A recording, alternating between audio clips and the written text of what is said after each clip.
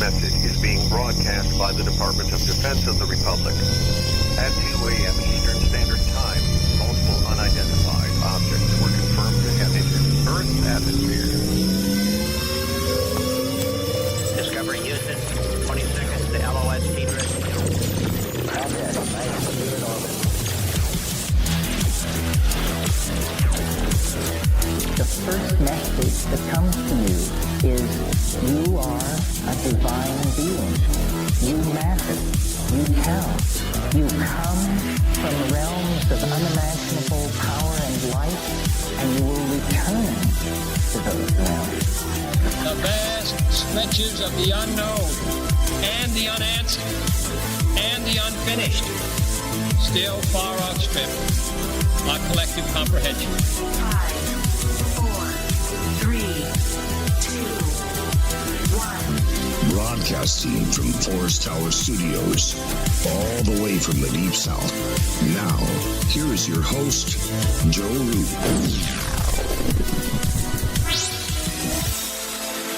Broadcasting from a shack on a hill in the Mossy Creek bottoms of Cane Creek, Arkansas. This is Lighting the Void. It is a brand new moon day. And welcome all. We are live on the Fringe FM. It is Monday night, March the 16th, going on into the 17th. And tonight, a very special guest is going to be with us tonight. Show host and paranormal enthusiast BRENT THOMAS is here with us.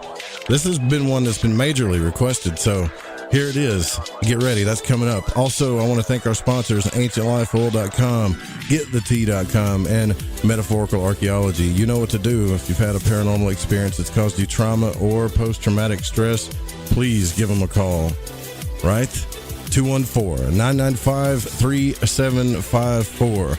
Also go to thefringe.fm/optics and get your brand new night vision goggles, telescope, all that goodies. You probably need to get some stuff anyways, because apparently we're in the apocalypse or something. I don't know, like mass hysteria is big time going on right now. If you're out trying to shop for toilet paper or paper towels or any essentials, good luck with that, right? I mean, it's pretty crazy. But maybe you should all just come to the shack and come to Arkansas. Well, you know, like, we'll be fine out here. We got plenty of stuff to shoot and fish and plenty of gardens growing. So if things get hasty, you know, call the station. I'll find you a tent or something. I mean, really, it feels like the apocalypse out there right now. Anyways, I'll talk about that in just a second. But tomorrow night, Chris Knowles is going to be on the program. Really looking forward to that one, too. I mean, we've got all kinds of cool stuff coming on this week. We've got a singing psychic coming on. It's going to be a pretty stellar week, actually. And don't forget, we're going to be at the Ozark UFO Conference, too. That's still, according to what I'm understanding, we're still going to be there. That's still a go. So if you're in the central Arkansas area around Eureka Springs, April the 10th through the 12th, we're going to be there. So come hang out with us. I think George Norrie's supposed to be there, Whitley Strieber, David Politis, and some other speakers. We've got a banner on the Fringe.fm website where you can click on it and get all the information, book your hotels, get your passes, and come see us. All right? Also, head over to ufoseekers.com, backed and supported by the Fringe FM and Lighting the Void, keeping that journalistic approach going at UFO Seekers on Twitter, and watch their new season at youtube.com/UFO Seekers. I know I've been telling you guys not to be give in to fear, and I still want you to keep that head about you. Like, we as void walkers or consciousness explorers, we must know to keep a balanced perspective during these times, because there's a dark cloud going over everything, and it seems like the end times, and there's weird stuff too that the Night Stalker is going to tell you about, like mass quantities of locusts that are happening. And you know, the last thing we need is like an Orson Welles thing happening where everybody just panics. I swear to God, it's going to be like drowning in a current. It's just going to make it worse. So let's just take care of each other. Let's get through this thing. You know, try to stay off airplanes, drive if you have to, and let's ride this thing out and see where it's going. I can tell you, though, that I honestly feel like that something else is going on that they're not telling us. I mean, we only got 22 cases of this stuff here in Arkansas. 3 counties in central Arkansas, 22 cases.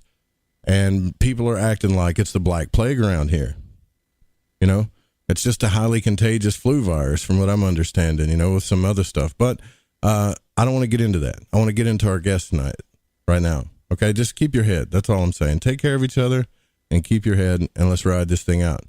So Brent Thomas is finally here with us, and he's been a lifelong enthusiast of the paranormal. From his earliest years, the paranormal intrigued him and threw him into anything he could find regarding the subject, whether that be books, TV shows. At the time, he found the subject of ghosts, aliens, UFOs, and cryptids absolutely fascinating. And for Brent, these things represent a magic that still exists in the world that our modern era had seemed to forget.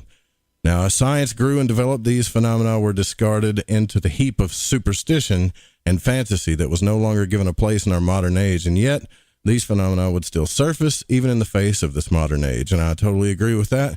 And he has had several paranormal experiences personally, which only serve to fuel his desire to reach and understand.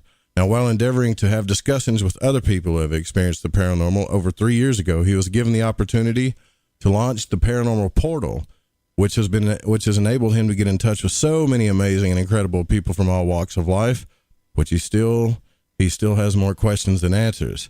The portal has continued to be an incredible journey and has helped shape a community of others who have become amazing parts of the whole of the Paranormal Portal. Now, the websites you can go to are paranormalportalradio.com and tfrlive.com/paranormal portal. Brent, what's up, man? It's good to have you on here finally.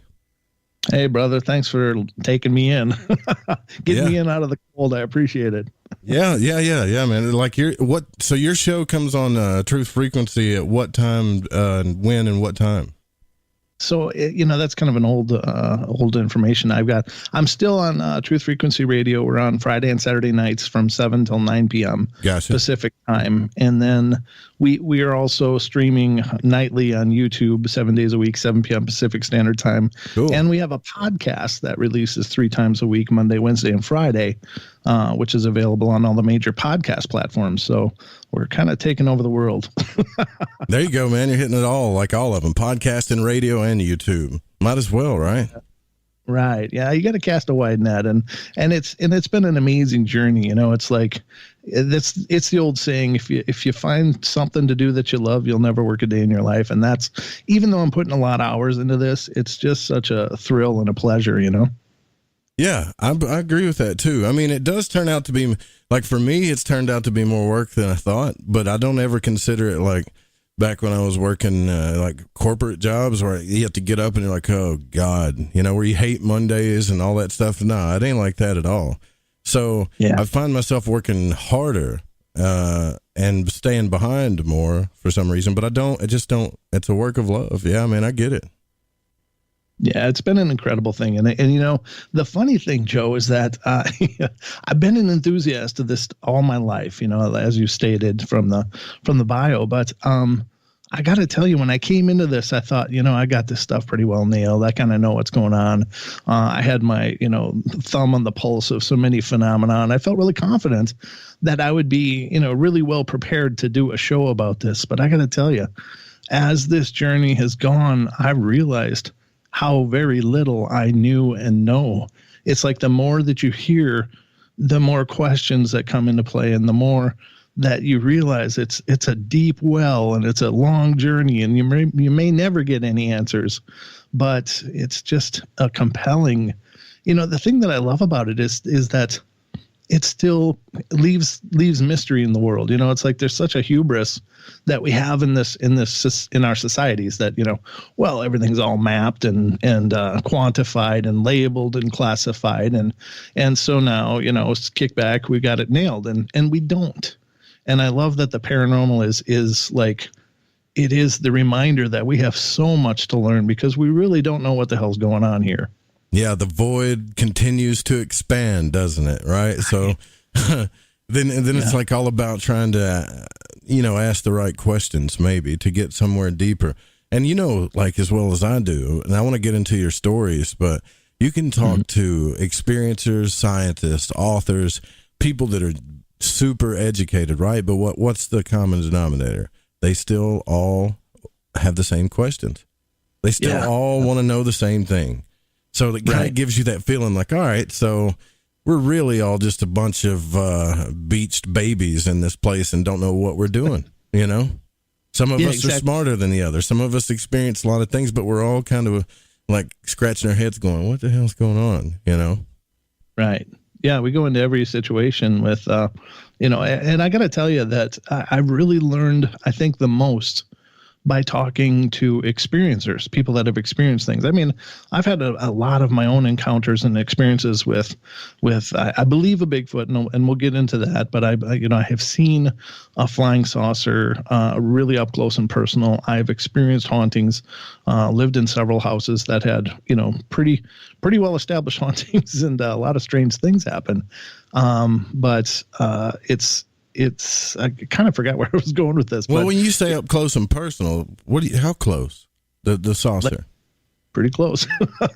So it's a really cool story. I don't know if you want to start there. We certainly can. Let's start there. We can go everywhere. You know, most people, they go, well, did this, you know, what, tell me from, I don't do the timeline thing. Did this happen when you were a child? Or, you know, I just usually like whatever sticks out. That's where I'm going. And up close flying saucer sounds pretty cool to me. Yeah. So what happened was I was working for a company, and I was basically telecommuting. I was working in marketing for the company, and would, you know, just remotely access and work on the, you know, different campaigns and stuff. But we were having a meeting up here, and I'm from Minnesota, but at the time the owner of the company moved to the tip of the Idaho state up here. Sorry, I had to cough. And so I ended up doing a lot of traveling to different functions. And so it was about 6 years ago, he called and said, you know, we're going to get together up here in the north of Idaho, and I want you to come up. And I'm like, okay. So I got all packed up and came out here. And he was living in a rental house, but they were, basically converting a mountain cabin into his home. But it was just finished, but they hadn't moved in yet. And he said, look, while you're in town, why don't you stay up in our mountain cabin? You're welcome to stay up there. You'll be all alone up there, and it'll be, you know, pretty serene and quiet. I thought, oh, what a cool experience, you know? So rather than stay in a hotel, I went and just stayed at his house. And this house is about 20 minutes from anything, you know, and it's up in the mountains, and it's pretty desolate and alone, and pretty far away from any, you know, town or anything like that. So I was up in this house, and he had a night vision binoculars that he showed me earlier in the day. And I was really excited about it because, I've always loved looking at the stars. And right. So I was going to take the night vision binoculars out and look at the night sky, because a lot of the stars in our galaxy are actually red stars, and you can't see them. So I thought, I want to see how the sky looks with night vision, because of course it sees the infrared spectrum and the red spectrum really well. So I'm outside, and I'm panning the sky, and it was there was a bit of a moon, so there was some ambient light, and the star field was just amazing. You know, there's no light pollution out there or anything, so it was just this incredible experience. And I'm looking around, and of course, this is the first time I've ever really played with night vision, so I'm like a kid out there in this mountain valley. And the way it was situated is his house was on one side of this valley wall, incline going up, and then down at the very base was a V, essentially, kind of more of a U shape, but a big stream ran through the middle, and then of course the opposing hillside on the other side there. So I'm looking at the stars, I couldn't recognize any of the constellations. It was just all new. It was like going someplace alien completely. I couldn't recognize any of the Big Dippers or anything. So I'm up there looking around, and then I start playing because I got night vision now. So I'm panning around this dark valley, and I'm looking to the opposite hillside. Now, I said night vision binoculars, but they're not like a lot of standard binoculars. They were only like 4 power, so they weren't really huge magnification. It was just mostly the fact that they were infrared, and so looking at the opposite hillside and can see all the trees and stuff, and it's just a really cool thing. So I'm panning around, and then I pan on the side that we're on, look down this driveway, which was a big black path. I mean, it was just dark. You couldn't see anything with your naked eye, but hold on a sec. But then I look down there with the night vision, and of course I can see all the way down. I'm just having a blast. And then I kind of pan up on the trees, these big trees, these big pine. I think they were probably ponderosa pines up there, and pan up alongside of the driveway on this tree. And I go up, and I'm going to look at the sky over on this side more. And I get above the tree about 30 feet, and they're floating in space. Right above this tree, which is about 150 yards away, is no kidding, a proverbial flying saucer. And it's sitting there absolutely silent, just floating. And I'm remarking at it that it's just amazing. You know, I just blew my socks off because I've always had an open mind about this. And I've always been looking for this, but I've never seen it. No lights on it? Or did it have lights on it? Yeah, I'm going to get to that. So like it's like the two pie plates, but you know, they don't come together to a point. There's a space between them, and there's these panels, these rectangular panels. Oh, okay. And panels are flashing in a I guess a counterclockwise motion or clockwise. I guess it depends on which way it's, you know, up or down. But they're flashing, and I can see them flashing in this night vision binoculars, and I'm just beside myself. I'm seeing this for the first time. All of a sudden, I'm a knower. I know this stuff exists. I mean, I've always been a believer, but now I'm seeing it, and I'm just beside myself. So I'm looking at it for about 15, 20 seconds. I'm like, I got to see this with my naked eyes. I lower the binoculars and look above that tree, and there's nothing. There's nothing there. Now, there's enough ambient light that I could see the treetops. I could see the stars, could see everything, but that saucer did not exist. I'm like, what in the heck is going on? Put the binoculars back up, look in that same area, the saucer's there. Take them down, it's gone. Put them up, it's there. Put them down, it's gone. It just dawned on me, this thing was cloaked. It was cloaked from our native light spectrum. So like it was there, but I mean, and this thing was giving off light. There shouldn't have been any reason I couldn't see it. It should have been sticking out like a a stadium light or something. It was not there. You know, it would have been cool if you'd have had infrared and ultraviolet, so to see which side it was on. You know, maybe. Oh yeah. I mean, I've thought back about this, a million times since it happened. And, finally I'm looking at it. So let me finish the story first and I'll get into this. But sure. I'm looking at it sitting there and I'm up and down, just like, oh my God. And it occurred to me, they can be anywhere around us. They could be around us all day long. And we wouldn't see them unless we happen to be looking through night vision. And so it just floored me. And I was like, I was having a moment. And then it occurred to me, it's like, I'm alone in this valley. I'm the only thing going on in this whole valley. Right. There's nothing else going on here. And I'm sitting here looking at them. Chances are they're sitting there looking at me. And I'm like, this is as real as I need it to be at this point. I don't need to visit or, get beamed up or anything. So I just went inside and locked the doors and I sat on the bed for hours, just sitting there trying to process this. And I'm kind of creeping around the house, looking up the blinds to make sure nothing's landed or anything. And as far as I know, that was the end of the experience. Well, most people say, though, when that happens, they say, I wish I could see a UFO or an alien or something. But it sounds to me like once you have that experience, the old fight or flight kind of set in on you a little bit, didn't it? Oh, absolutely. I was absolutely thrilled to see a saucer, but I didn't feel the need for any probing that night. So I decided that was the end of the experience for me. And that was it. But it was just the sheer chance that I would be up there and I would happen to be looking through night vision binoculars and just happen to see this. It's got to be one in a million opportunity, but it was just this fluke of luck.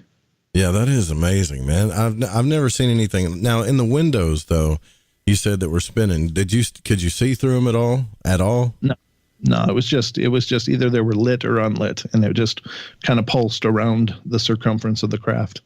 Wow. Interesting, man. So is that one of the only times that you hadn't? That's probably one of the biggest, I would assume. But have you seen more UFOs since then? Yeah, I have. There was a time right here, because after I got home from that trip, I went on Amazon and bought myself a pair of those. I was just like, no, I got to have these. And ever since then, I'll be out looking. I saw what I believe was another one of those, but much higher up, going above me, probably 2 years ago, 2.5 years ago, after. And the bottom of it looked kind of like pizza pie slices, like a pizza, but it was sectioned in these triangles, the point in the middle, and then of course expanding out to the diameter of the craft. But it went overhead and had little blinky lights on the bottom, but it just literally passed right over. The whole sighting was probably like, 3 seconds or 4 seconds. It was just like, boom, there it went. And I didn't get a chance to test that and see if that was only visible in the infrared, but I did see that again after that. And I've seen what looked like a star coming down right at a 90-degree angle and go behind a hill by my house. So it's like once you break that seal, all of a sudden, I don't know, you just seem to be able to see them. And you hear that for experiencers too. It's like all of a sudden they'll have an experience, and then after that, they're having experiences all the time. Yeah. See, I'm kind of jealous of that. Like I was that way without a body experience. I just couldn't believe it. It was like fantasy. You know what I mean? When people tell you all these stories and sure, you're like, yeah, and you really want it to be true, but it's kind of, you just don't know. And now you know, right? And your whole paradigm changes. Yeah, for sure. Yeah, it did. I mean, what it did for me, I think mostly was just kind of put that to rest. So it's like, I know they're out there now. I still have a million questions about it. Like, why are they out there? What are they doing? What's going on? Are they abducting people? You know, and all the other questions, of course, are still there, but at least I have established for myself. I just, the only thing I regret is that there was no function to record on those binoculars, because I had this amazing, amazing experience that can only be a personal experience. I can't share it, and I just wish that there was some way that I could have recorded it. It might just be meant for you. That I know for sure that happens a lot. Oh, sure. Yeah. I'm sure you do too. You talk to a lot of people that talk about experiences that that you've had, and you're like, why do we never have the right instrument or whatever at the time? It's almost like it knows it, whatever that it is. It just knows we don't have it. But the orange orbs have been seen a lot, though. That's been recorded. I've seen those, and I've seen UFOs like in the deep space kind of move and zig and zag, but never a close-up like that, man. I wonder, can you think of any other reason, like, why it would happen so I can make it happen for me, too? You know what I mean? Like, I wonder if it was just random, It was before I started the portal, obviously. So, I mean, maybe it was just, some kind of part of that pathway of, having that experience and a number of others, of course. But that was finally my validation for the UFO thing personally. I never disbelieved anybody that made claims prior to that. But it's one thing to having an open mind and another thing to absolutely experiencing something. And that was my, my christening moment, I think, for the UFO phenomena. Yeah, that's enough. That's definitely enough to change a paradigm. And that I think that would change anybody's paradigm. And look, we're already at the bottom of the hour. Tonight, we're here with Brent Thomas, host of Paranormal Portal. And you can go to paranormalportalradio.com. Join us in the Fringe FM chat at thefringe.fm/chat room. If you want, you can check that out, too. We'll be right back with Brent Thomas. Stay with us.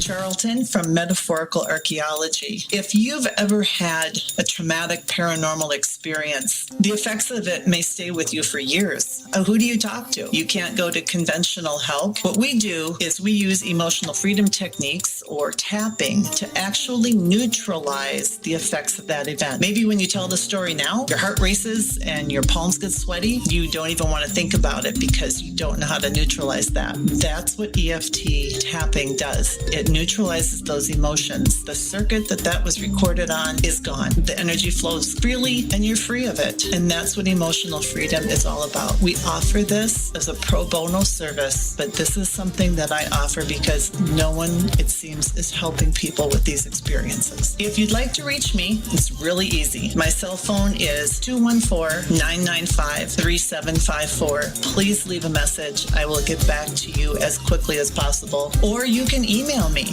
barb.eft@gmail.com. And EFT stands for Emotional Freedom Techniques. Reach out to me. It's confidential. This works. You won't believe the results. From a cave in the depths of your mind, it's Lighting the Void with Joe Roop.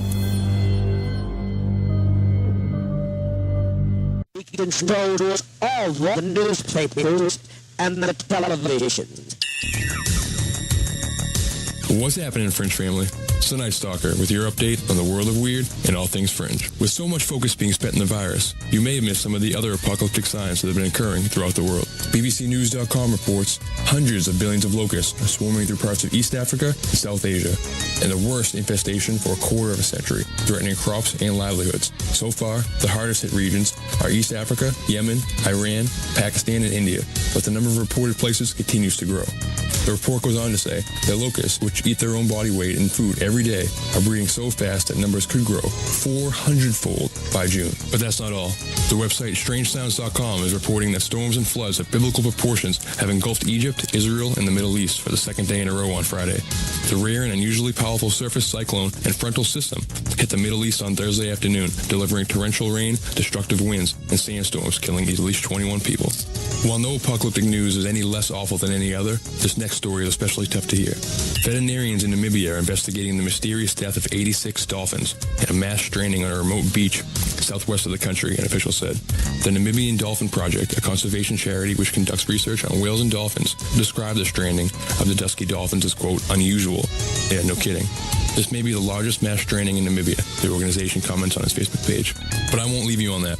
ENCA.com, the local news site in Croatia, is reporting that a dolphin was spotted splashing around and dancing in a river, an extremely rare sight. The site explains that the dolphin video was seen in the Ombla River, one of the shortest rivers in the world and connects to the Adriatic Sea, making it a mixture of both freshwater and saltwater. Little side note, freshwater and saltwater also happen to be critical components in the formation of life, according to many ancient creation myths around the world. But that's a discussion for a different day. Night Stalker here, signing off, reminding you, be good to each other. This has been the Night Stalker News, only on the Fringe FM. All right, man, this is Crow 777, and you are listening to the Fringe FM.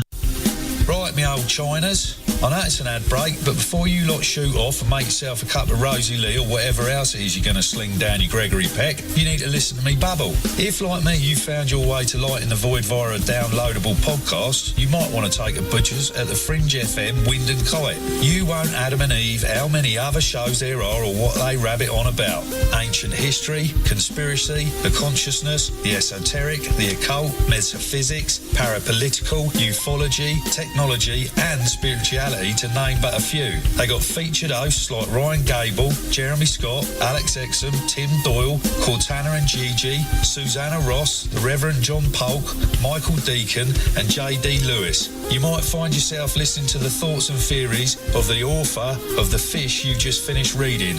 Or you could pick up the dog and bone, call in and tell everyone your own beliefs or experiences. So do me a favour, before you put on the Ansel or crack open a bottle of vino or roll a joint, go to the Fringe FM and see what you're missing. Hey, I'm J.M. DeBoard, and when I want to talk about dreams, I look up my man Joe Root and his show, Lighting the Void.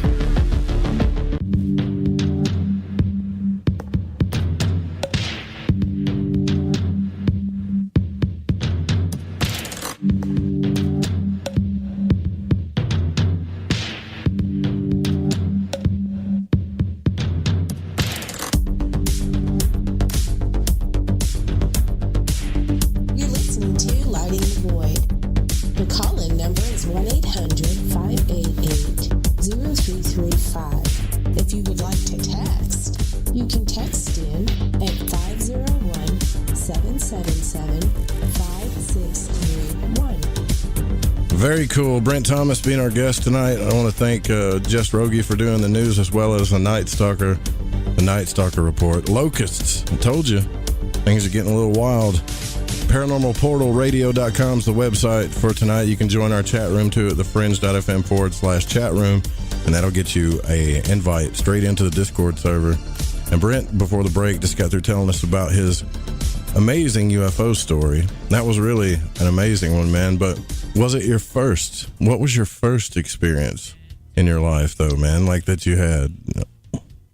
I've always been interested in ghosts and stuff, but I didn't have a haunted childhood. It wasn't until I was an adult that I had my first experience with a ghost. So my very first experience with something that absolutely cooked my bacon was, and it terrified the hell out of me. I'm telling you, I've never been so afraid in my life. I believe it was a Sasquatch. Now, I believe, because I couldn't turn around and face it, but something huge was behind me in the forest, and it was growling in such a way that it shook my body, and I was frozen. I had a friend with me as well, thank God, because I would have really questioned my sanity after it. Yeah, it's an incredible story. You got some time, I'll get into it with you. Man.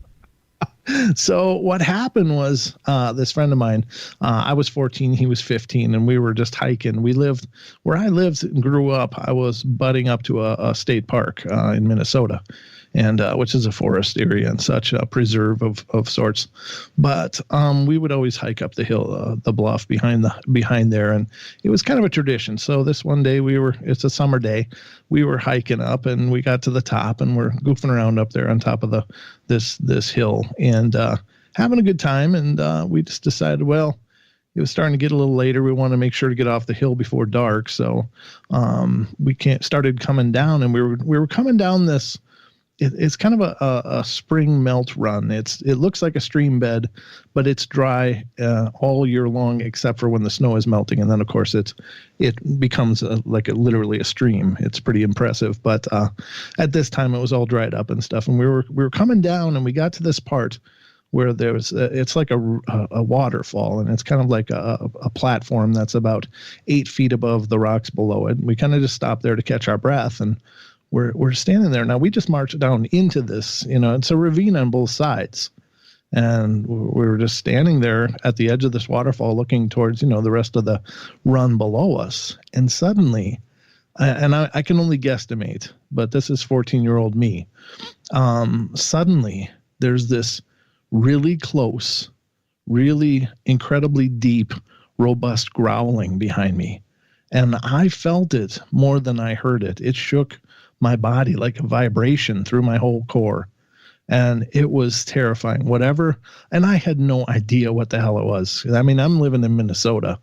Now, I was aware of Bigfoot, but Leonard Nimoy said he was over in Washington State in the Pacific Northwest and not in Minnesota. So I had no idea what was making this noise. But the part of Minnesota that I'm from, the biggest thing in our forests is white-tailed deer. I mean, that's it. And they don't growl. So I'm getting shook. Whatever's making this noise has got me so paralyzed with a primal fear. Now, I wasn't really paralyzed, but I was scared to a point that I couldn't do anything. I could just stand there, and I couldn't bring myself to turn around. I just couldn't do it, because whatever was making that noise was so big, and I just knew through my core that it was going to kill me, that I was about to die. And I remember thinking the one solace that I had was I wasn't going to see what it looked like before it was over. I mean, I was just terrified. I was just petrified. And as I said, I had a friend with me. So that's really cool, because, I just think that when you're in a situation like that, there's a little bit of comfort knowing that you're not alone in it, Yeah, because all you got to do is outrun your friend. You really, that's it. And I think I could have, but the point was that we, finally we're standing there for a few seconds, and this growl is continuing. And I said to him, "What is that?" And he said, "I don't know, but let's get the hell out of here." And so, they always advise don't run away from a Bigfoot and stuff. But I'm 14 years old, and that's the fight or flight thing. And I know whatever's making that noise is way out of my fight range. There's just no way. It'd be like throwing Q-tips at a pit bull, So I'm like, no, that's all that's left. So we literally ran down this boulder field, jumped from the waterfall and just ran down this boulder field. And how we made it down, I don't know. I mean, we didn't fall and break our necks or anything else. So we ran a good half a mile through this and got finally up to the road. And whatever it was didn't chase us. But for years, I wandered around not knowing what that sound was. And I carried. You think could have been a bear, maybe? No, man. I've heard bear growls, and I've of course listened to the samples of different bear growling. And if there are bear in that area, they'd be black bear, and they don't. They have a growl and they have noises, but whatever made this noise was like, it was like the size of an elephant. It felt like. I mean, it was just enormous, and And all I can tell you is that I carried it around for years in my head. I'd never been familiar with the concept that Bigfoot were as widespread as they are. I just thought they were a regional issue in the Pacific Northwest. So it wasn't until I went to the movie Jurassic Park when that came out in the theater, and it's the part where they're in the car, and that T-Rex comes down to the window and growls, and that's what it felt like. And I mean, I got chills and shivers. That's what it sounded like. Yeah, it was really, really deep. I mean, it was different a little bit, but it had that same kind of that resonance. Is my point, like that deep, almost sub-bass growling. And I'd never heard that before. And this was the closest thing I'd ever heard to it. Now, since then, I've listened to some sound that people have recorded of them growling, and it's like dead on to that. But it wasn't until years later, probably when I was, maybe about 15 years ago, when I started really researching Bigfoot and getting into, trying to understand what it was. And I started to find out what they do and how they behave and things to look for. And so as an adult, I went back into that forest with my oldest son, and I was in there doing pictures for some products that I was shooting for the company I worked for, and, in a wildlife setting. And, I just had this urge to go check up on the hill. I just had this vibe, like I have to walk up there. It was a different area completely from where this happened, but I just kind of said, "Hey, let's walk up there." And so we hiked up there, and there's this huge, almost these are ancient limestone boulders. They're like 15 tons. They're just enormous, and they're all stacked up, and there's no way to see past them from down below. Right. And so we kind of walked around them. And I looked down on the ground, and here was this snapped off maple branch, and it was stripped of bark, but it was still tacky. And then I started looking around the area, because this isn't like a whole different area from where it happened. Where the experience happened when I was 14 was probably a mile and a half away. So it was still within that range, but I started seeing tree snaps, and I found this little structure that was consisted of no cut wood at all. All these pieces of wood were broken. And I started to, look around and started to find some of those signs that I'd become familiar with as being related to Sasquatch. So I believe what was behind us was a Sasquatch. Oh my God. So you actually got your eyes on one of these things? Well, yeah, I mean, I got eyes on what it had done. Like, I never saw the actual Sasquatch. You never saw it? Okay. Yeah. No. Well, I mean, a deer can only rub so high, right? I mean, yeah, you got to start eliminating animals in the woods, and then realize you're not dealing with a typical animal. And now, is this all in Minnesota? This is all in Minnesota, and surprisingly enough, it's in the Mississippi River Valley. And so, which isn't like the deep, desolate forests that you might usually equate the Sasquatch with. And now I've thought about it a bunch, and I think that they may not live in that area full time, but I think they might just traverse through. I kind of believe that they probably need a pretty expansive range, and so they may have seasonal ranges. And I'll tell you why, because I believe that they're there because my brother's a deer hunter, and he was telling me about this weird thing that happened when he was deer hunting. And I was like, well, what was that? And he's like, I had this beautiful buck come up, and I shot it, and I got it good. There was a lung shot, and it was just bleeding out, but it ran. So I went and got my friend, and we went back because I was going to track it and collect it. And he said it was bleeding all over the place. And he said finally they got to this really thicket part, and the blood trail just stopped. And there was nothing. There was no gut pile like somebody had gut out the deer and just claimed it for themselves. Because, a big white-tailed deer in Minnesota is going to be about 150 pounds or more. So nobody's just going to shoulder that and walk through some deep brush to get it out of there. There was no drag marks, no body, no gut pile. It was just gone. And that deer didn't have enough in it to go any further. That's when you start worrying about being out there yourself, Right. Yeah. Yeah. But what are these things eating on? See, I've never seen any signs like that. I mean, I've been in the woods my whole life. Don't get me wrong. I've probably missed a lot of stuff that I should have paid attention to, I guess. But I've never, I've had a crazy experience in the woods. I've tried to tell the story about something invisible was around us, and we had lights all over and we couldn't see it. But never a Sasquatch, never I would say that I've ignored a lot of sounds in the woods, though. I think you do until you start looking for them. You know. Yeah.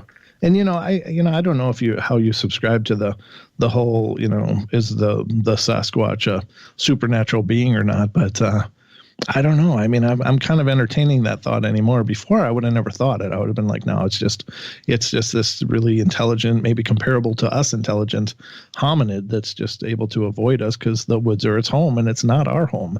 But I've talked to too many people that have seen these things like phasing out in front of them, and it'll be like a torso walking by with no legs, but it's obviously a Sasquatch to them. Oh my gosh. Glowing eyes, not just reflecting light, but I've heard from a researcher down in Arizona in the Mogollon Ridge, and he said that its eyes glowed. There was no campfire, there was no ambient light, and it was just glowing red. And it's like, wow, what the hell do you do with that? And those were his words exactly. He said, what the hell do I do with that? Who do you think has the most convincing, out of all the people you talk to, Sasquatch story? God, you've talked to a lot of people, I know, but one that really gets to you. Well, I think to be honest with you, Joe, I don't dismiss any of them, but I got to tell you, I think that Duke's story when he was a kid, Duke. Yeah. From World Bigfoot Radio, he tells a story of when he was a young kid sledding and saw a Bigfoot, and that was how he was kind of baptized into the Bigfoot world. And I think that has to be terrifying. I think that what makes it the most terrifying and scary is that it's a child, Right. This is a child experiencing something like this. I mean, it's bad enough when adults do, but I think, again, Wes Germer's story is absolutely fascinating. If you've heard that, it was he and his brother that experienced something that was just incredible and must have been absolutely terrifying. I wouldn't want to be there, but I think I try to be open-minded about everybody's experiences because when I listen to them, you can, and you've been doing this a while too, so when somebody's calling and they're kind of filling you full of, hot gas. I can usually tell, yeah. Yeah, when they got that emotion and their voices start to shake, and I've had people break down crying as they're telling me their stories, and it's like, how can you not believe that? Yeah, well, that has a lot to do with it.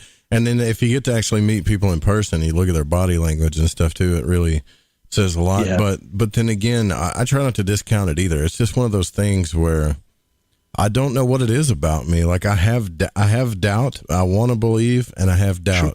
Until I experience it myself, then everything changes, And I'm not gonna lie, man. I was that way with about chemtrails and all kinds of stuff, everything, until I realized there's something going on here for real, because it goes through my experience. And but I am kind of open to it. Here's the thing that gets me with the Bigfoot stuff is the polarity between the people that think it's cool to shoot one and the other ones that despise that notion, Yeah.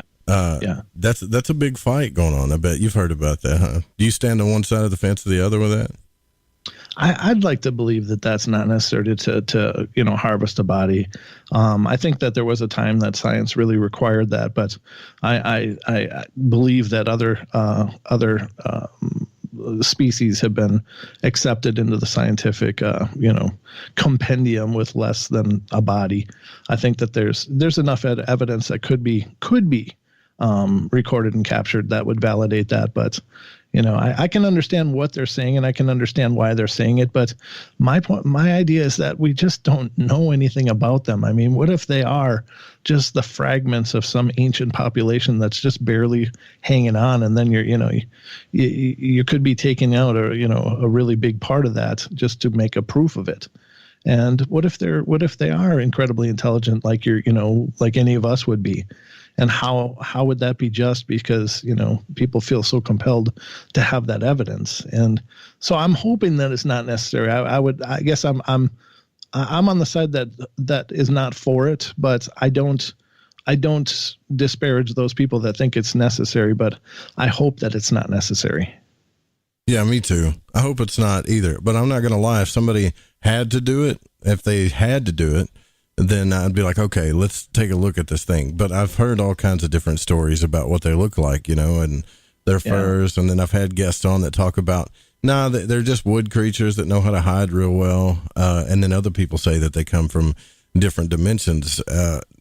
I don't know what to believe. I've never seen one of these things ever. Sure. Not even in my astral travel experiences, but then again, we've got all these missing cases that just don't make a lot of sense, so it does make me wonder if they're snatching people up too, No, I agree. And it's tough because it's the great unknown. Are they friend or foe, or are they just as diverse as we are? And there's some jerks out there, and there's some nice ones, and everything in between. I mean, the appearance thing is tough too, because there's so many varied appearances. So, I mean, it's one thing, the part that I would used to get kind of stuck on is one thing to say that there's a species of things out there that we don't know about, but the craziness is, and I'm not discounting it, it's just, this blows me away, is that since doing the show, you hear of all the things that people are experiencing that we don't know about.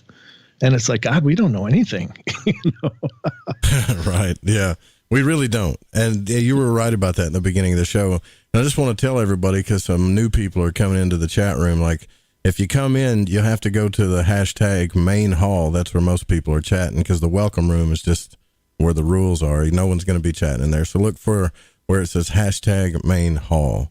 But it's like, I'm with you on the paradigm shifting stuff, man. But I'm taking this like one thing at a time. And we don't really talk about cryptids here a lot, because I feel like number one, I don't have all the information that I need, because there's so many different cryptids, right? You got Mothman, a Flatwoods monster, every time I turn around, there's another one.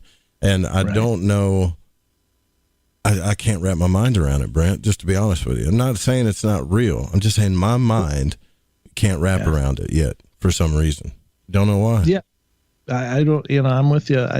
I mean, I cover them, but I'm with you as well. It's like, what does this mean? I mean, are we just living this life with just such profound blinders on, and all this stuff is going on around us? And I don't know. It just makes you question everything, I guess, once you start down that rabbit hole. Yeah, for sure. So 14, you had this experience. Did it kick up from there? It was pretty quiet after that for a number of years. I don't recall anything else throughout my teen years that was, incredibly profound. I think the next time that I really started experiencing paranormal activity was when I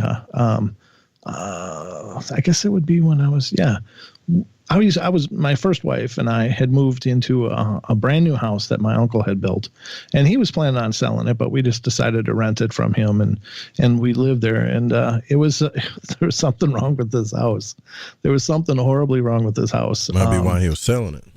Well, no, he just built it because he ran a cabinet factory and distributor company, and he had had a debt from some guy that ended up paying it by building this house, and for to roll. And that's cool or whatever. But he was sitting on this house that was just sitting empty. So he offered it to us since we were moving from where we lived in the Twin Cities area. And so we moved in and we lived there, and it started off with just the footsteps and stuff. And I suppose I was about 21, 22 years old at this time. And there was just weirdness going around. But I think the first one that experienced it was actually my wife at the time. We're no longer married, but she. Everybody's got to have one under their belt. No shame in that. Yeah, brother, that's it. Unfortunately, I didn't stop at one, but anyway, I'm a slow learner, Joe. That's all right. But it was footsteps, things squeaking, just weird things like that. But I think how much time do we have before the next break? We got a couple of minutes here. Yeah. Minutes.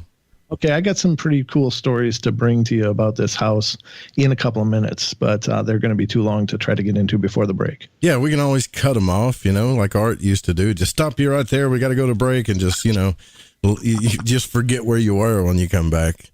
That's what happens to me. the first one that I can tell you about that happened in that house was I was a smoker at the time. I was sitting on the floor in the living room. My wife was asleep. I used to work nights, so on my nights off, I would just be up all night anyway because I couldn't screw my schedule up. But I'm sitting on the floor in front of the couch watching television in our living room, having a smoke, and suddenly this little ball of light, like the size of a quarter, golden, looking like a little sun, was about a foot off my nose, gliding past my face. And I didn't have any idea what the hell orbs were at the time. I was just like, what the hell is that? And it's drifting just slowly right by my eyes and going by. And I'm like, I'll bet you I could grab that. But then I thought, I don't think I should grab that. I don't know what the hell it is. And it drifted past my head and just suddenly zoomed out and was gone. But I saw an orb with my naked eyes. It wasn't just like a photo orb or something on other media. It was right in front of my face.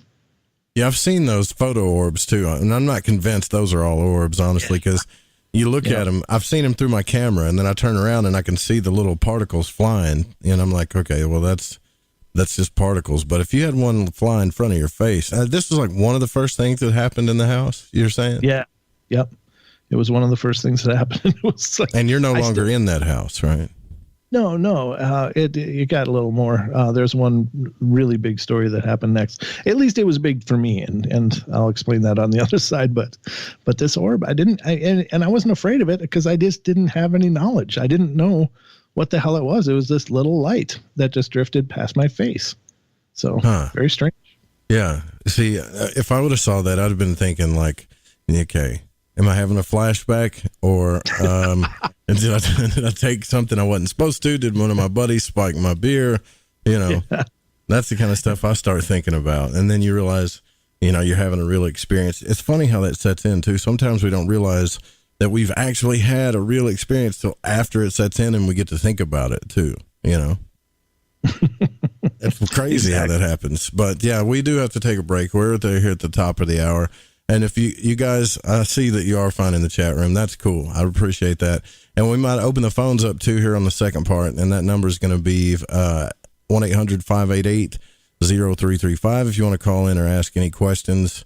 You can also text in at 501-777-5631, which is the station number. We're here with Brent Thomas, host of Paranormal Portal. Stay with us. We'll be right back.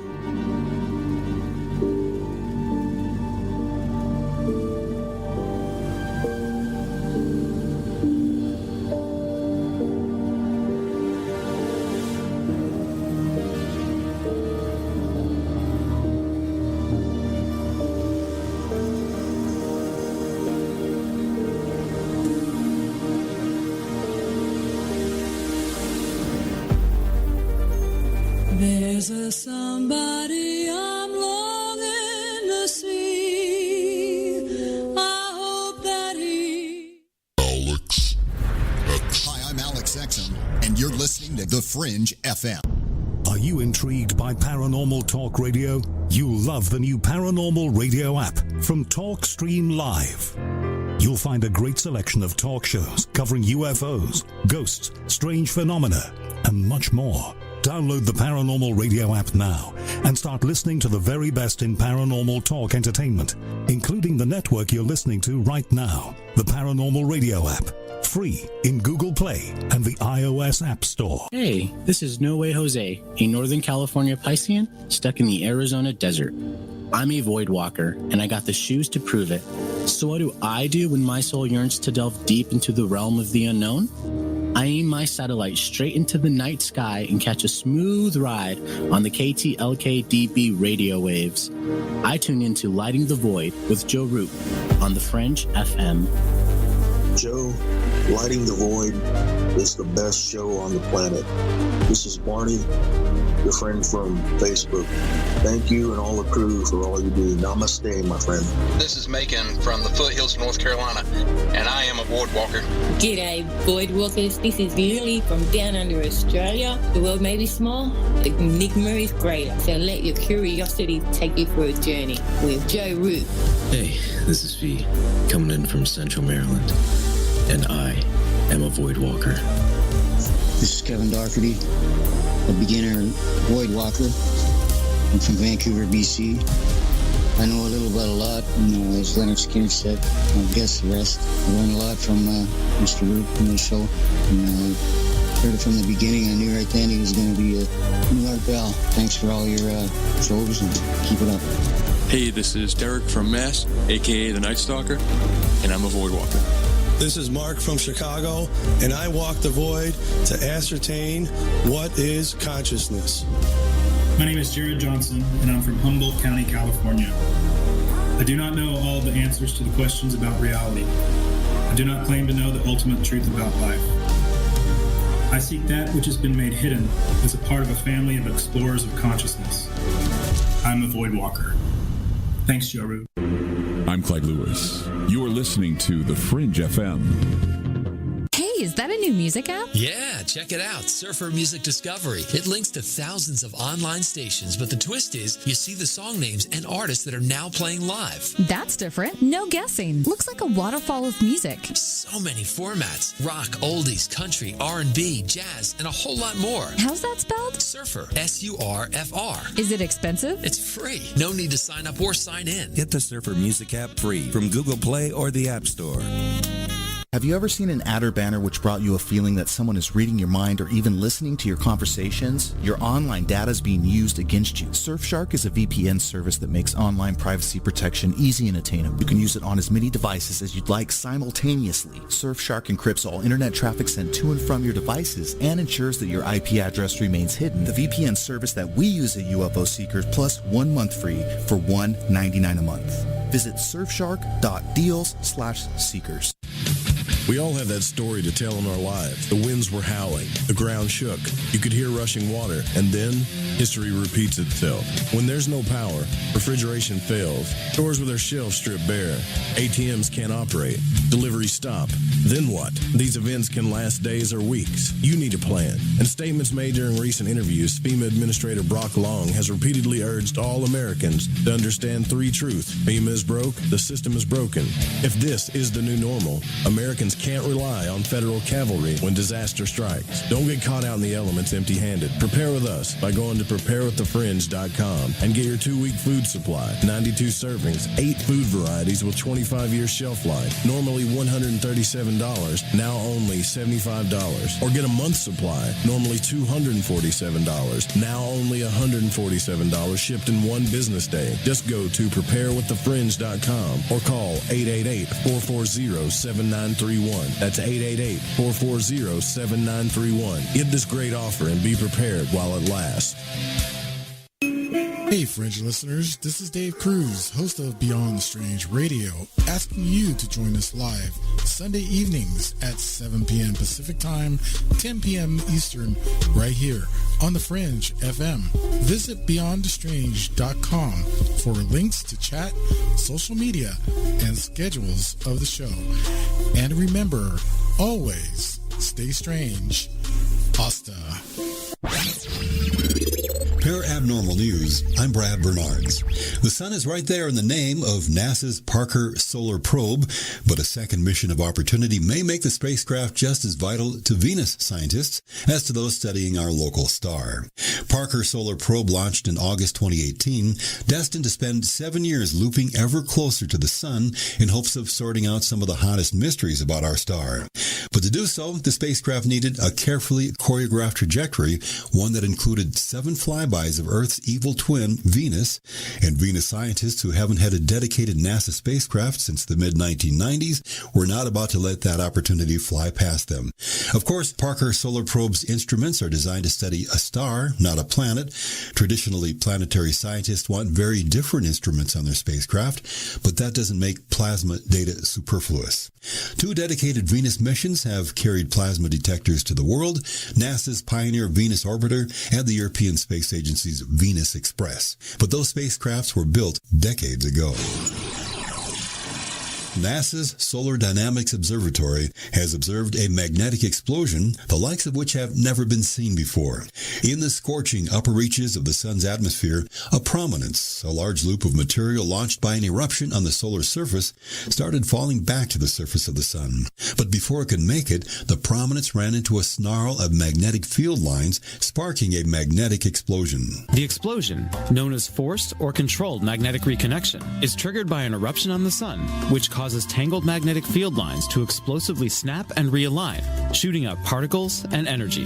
The observation, which confirms a decade-old theory, may help scientists understand a key mystery about the sun's atmosphere, better predict space weather, and may also lead to breakthroughs in the controlled fusion and lab plasma experiments.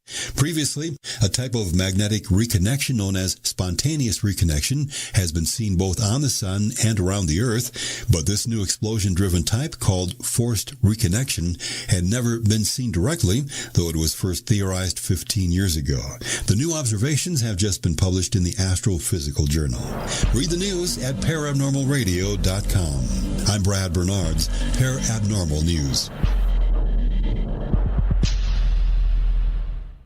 Somewhere between abnormal and paranormal, there's a show called Into the Paranormal. I'm Jeremy Scott. Hear me live Saturdays at 6 p.m. Pacific, 9 Eastern on the Fringe FM.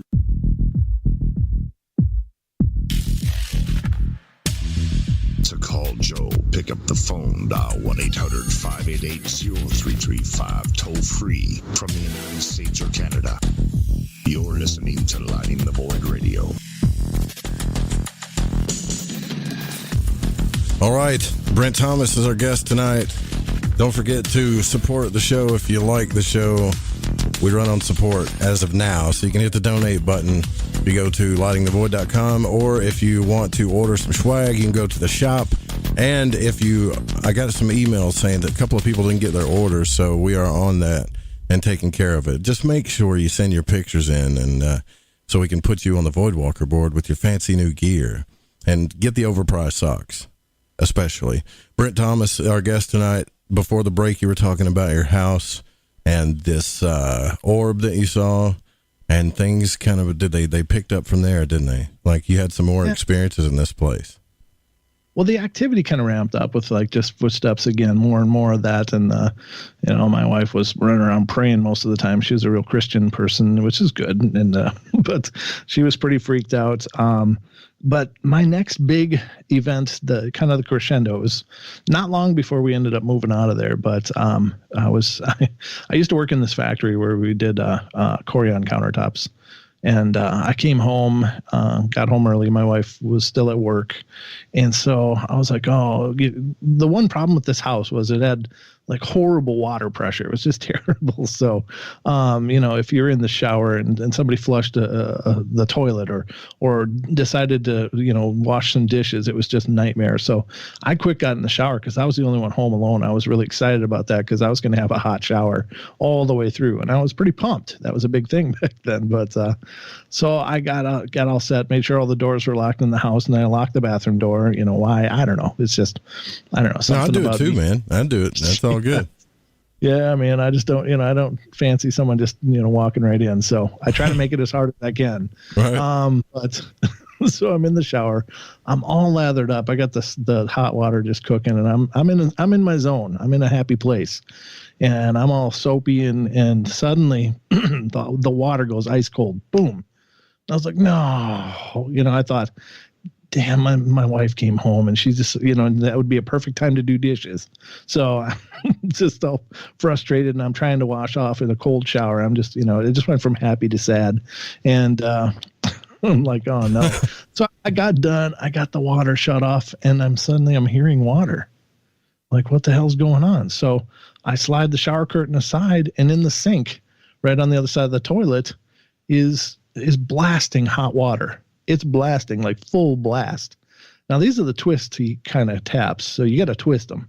And it's a brand new sink, so it's not like it's just worn and was wearing out. It was brand new, and it's blasting hot water. I'm like, what the hell, suddenly get these, the full body shivers, like, right. Yeah. It's something about being. Did you hear it turn though? Did it? No, you didn't hear it turn at all? I was in, got water pounding on me in the shower. I couldn't hear anything. Right. It's the classic horror movie though thing, right? Like when the people get in the shower and then you hear the thing go as it turns the water on, right?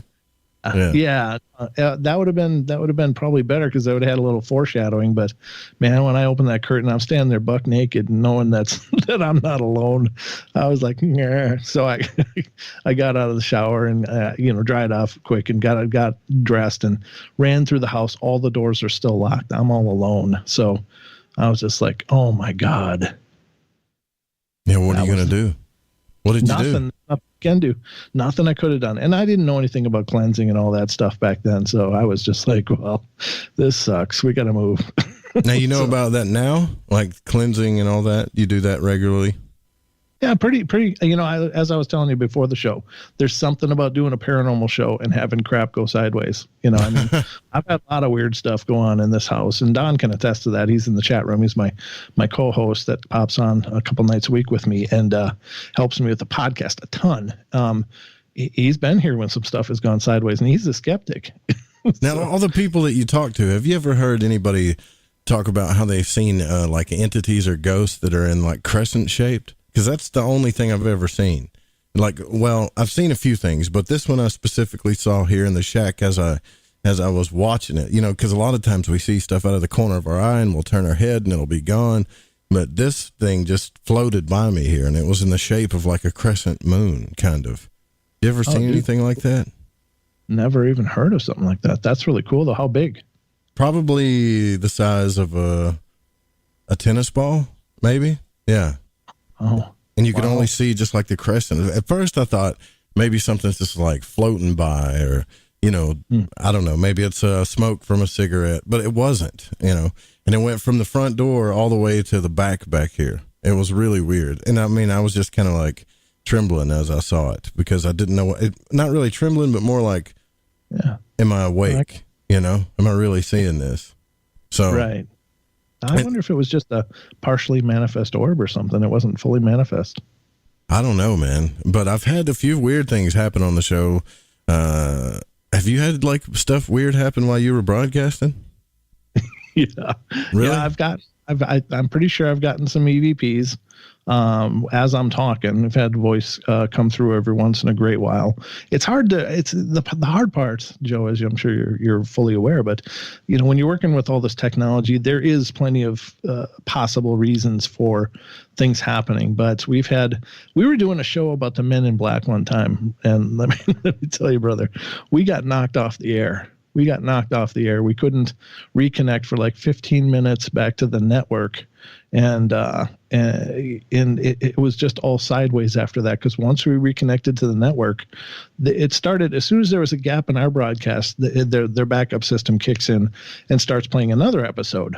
So I get reconnected and that episode starts looping. Like there's about a 30-second loop going on. And then I'm talking and the loops compile. I got a soundbite about that. I don't know if it would come through, but it's kind of a long soundbite, so it might be a little too much for the show. But if it's up to you if you want to play it. But no, I'd love to play it, man. You send it to me, I'll play it. Yeah. Okay. Yeah, I mean it's pretty bizarre, but I'll send that over to you through Facebook on the next break.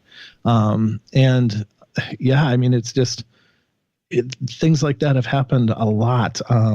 There was, you remember that what was it, super blood moon back in, was it 2017 in January 28th or whatever? Yeah. We had like 3 of them or something, didn't we? Yeah. It was the first one that year. And whatever was going on with that moon, man, that knocked me off my feet. I literally was fighting to stay like conscious. Whatever was going on with the energy that night, whether it was something to do with the studio plus that moon energy, man, and I would have never believed that before that. Man, I've never had any experience like that. You are preaching to the choir. I've had lightning take me out. Like I've called. Look, we were reading the first night we read when Carl Jung goes into hell, right? And literally stuff started falling on top of the shack here, and lightning just poof. Takes out the studio and took out my internet, and everybody in the chat room's like, what the hell's going on?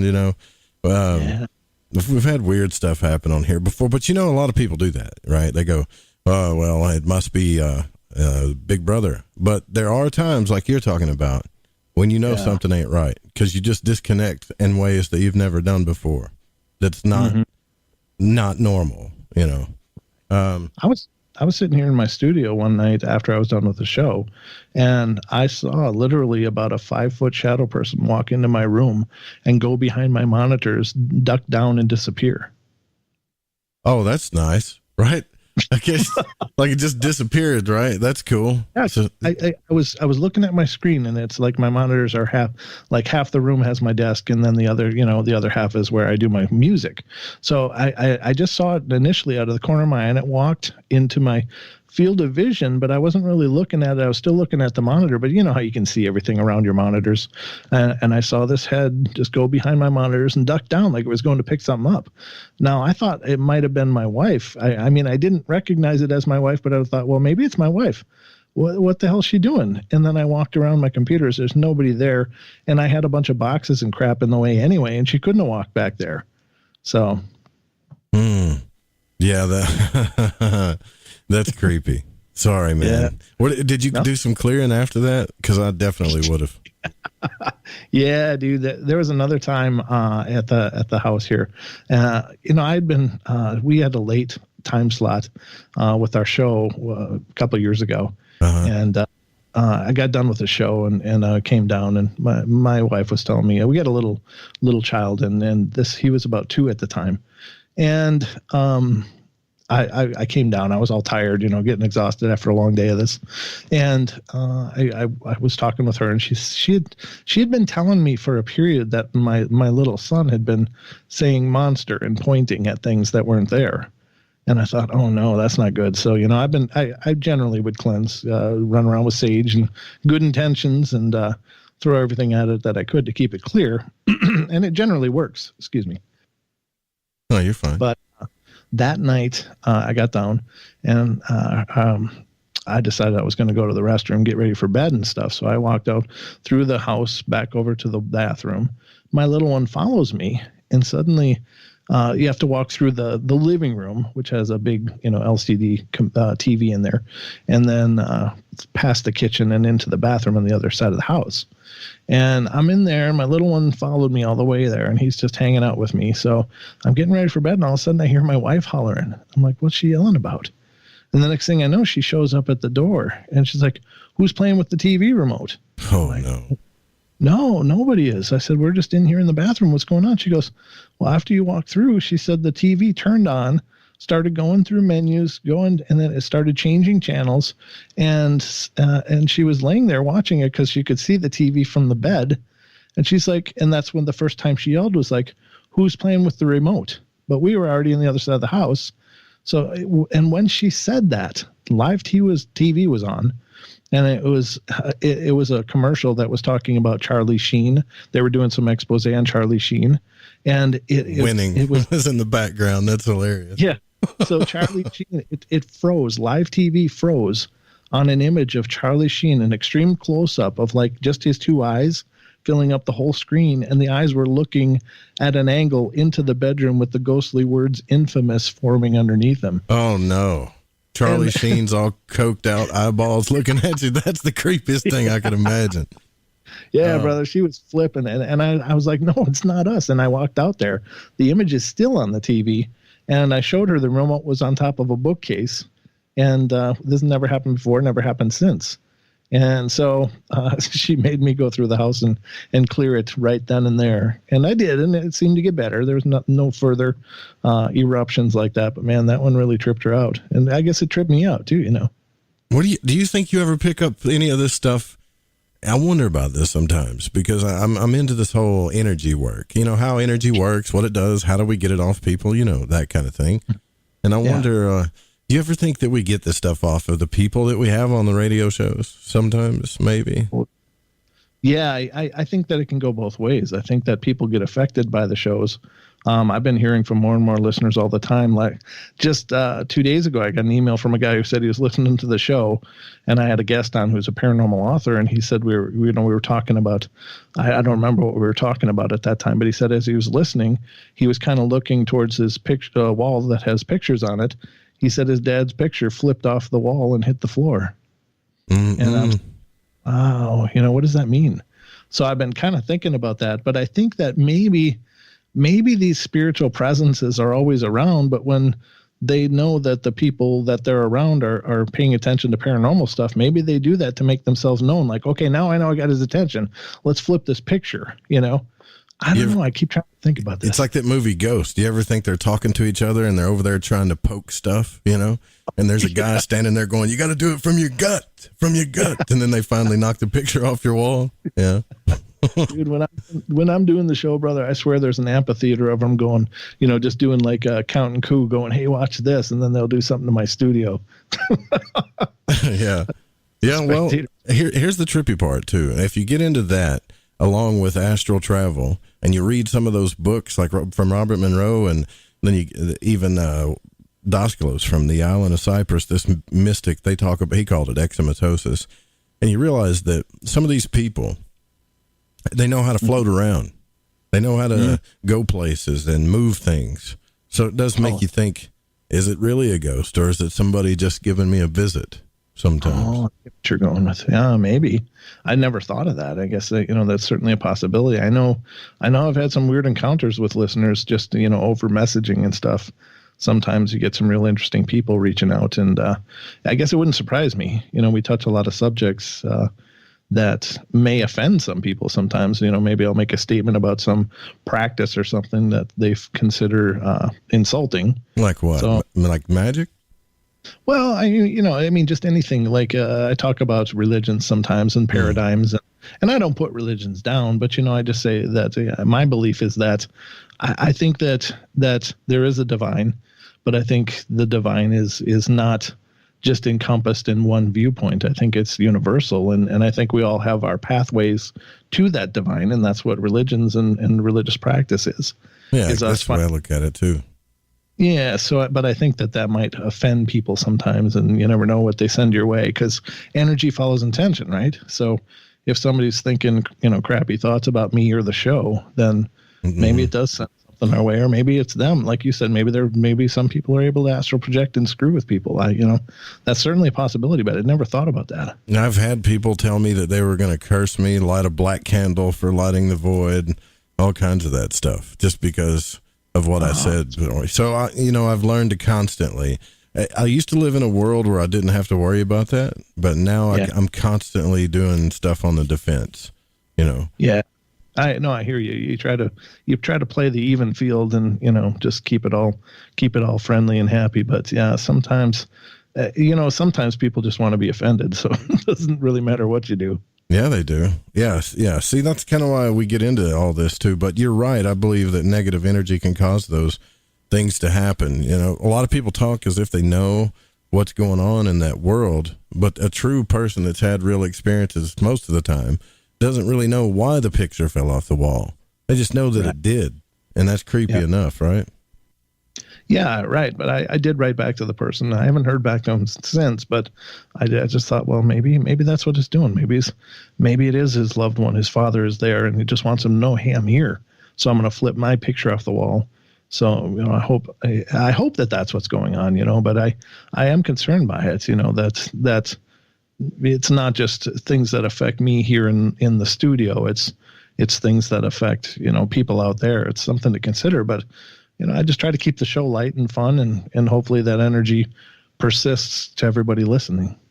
Now, from your experiences, though, do you practice what a lot of people would call magic? I'll tell you that I do. It's obvious now that I do, but I kind of also think that everybody does, and they just don't know it. That's my viewpoint on it.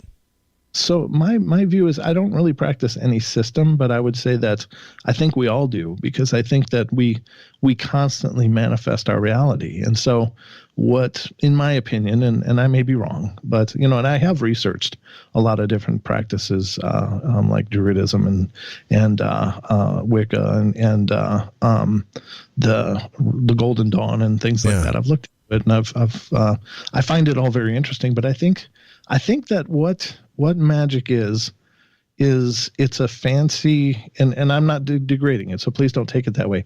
It's not what I'm saying, but I think it's a way to focus your energy and focus your intent towards manifesting manifesting something, and there are rituals involved, and there are symbols involved that are fundamental to magnifying your energy and to, aiming your will and your intent on this manifestation. So, but I think that we all manifest, we just don't know it. And it sounds like a simple kind of an example, but you ever wake up and just go, oh, today's just going to be, or tomorrow's going to suck. Tomorrow's just going to suck. I just know it's going to suck. And so what are you sending out? You're sending out all kinds of suck towards tomorrow. Yeah. And there's no doubt in my mind that fear manifests more crap, Yeah. Not just fear, but all of that stuff comes from fear. If you look at it, I mean, we don't have to get too deep into philosophy to realize that, but right. All of it does. And then as you focus on it, those things start happening. Makes me wonder about the coronavirus, right? Like, everybody's, what's a man-made virus? Well, we've been preaching end times and the cabal for so long now. It doesn't surprise me that there's locusts, everywhere, and that we got a virus wiping people out. Yeah, it's crazy. And I think you're right. I think that's, but I think that love manifests just as well.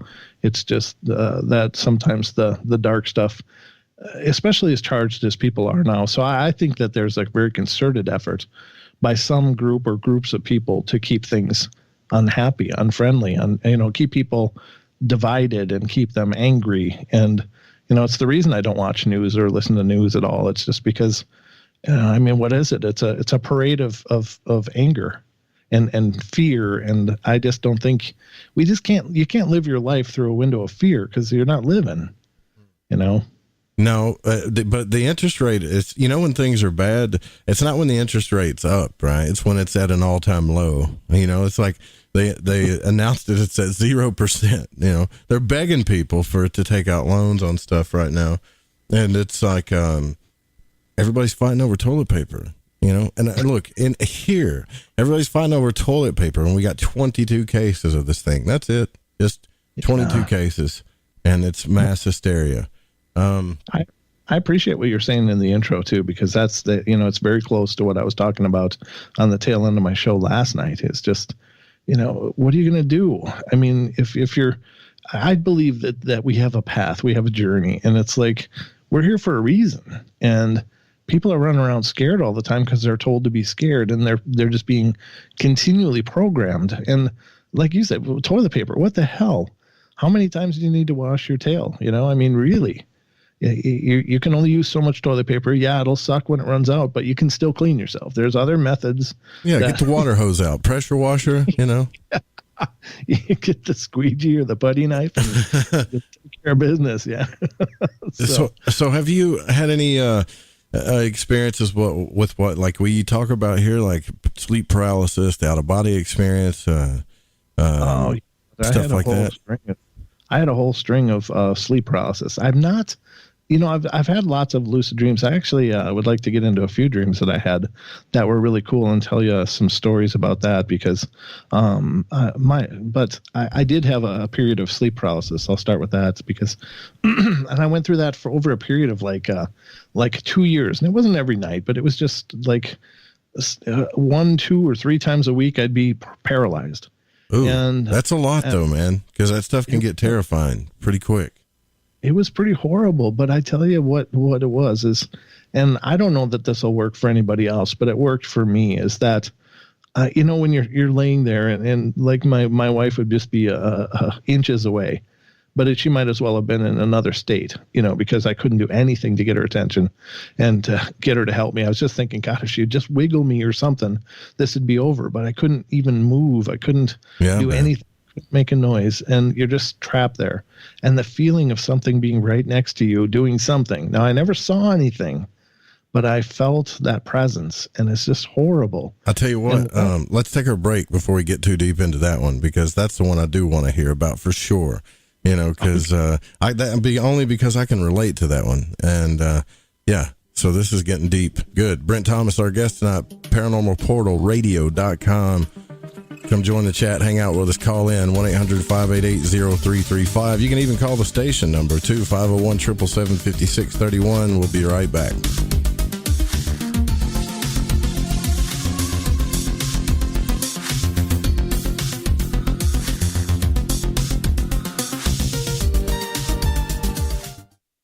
This is Rev Dan Lopez from Spiritual Warrior Today Radio, and you're listening to KTLK, The Fringe FM.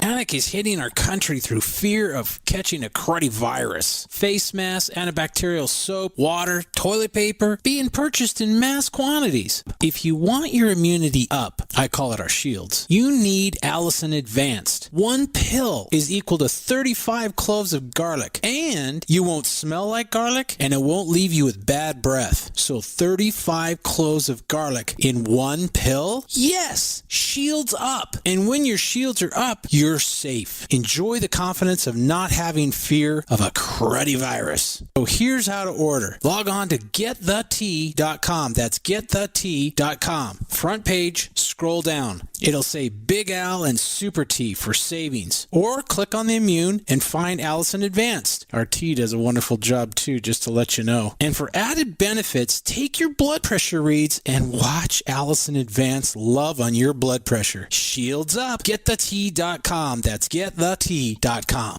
So, you love talk radio? Then you'll love TalkStreamLive.com. TalkStream Live is always on, 24/7, with the best streaming talk shows. Find your favorite talkers and discover some new ones. It's free, readily available online or on mobile with any smartphone or tablet. Finding your favorite talk shows all in one place has gotten a whole lot easier. Just go to TalkStreamLive.com. Be sure to download the free apps from Google Play or the iTunes App Store. Hi, this is David Oman with HouseAtTheEndOfTheDrive.com. You're listening to KTLK, The Fringe FM.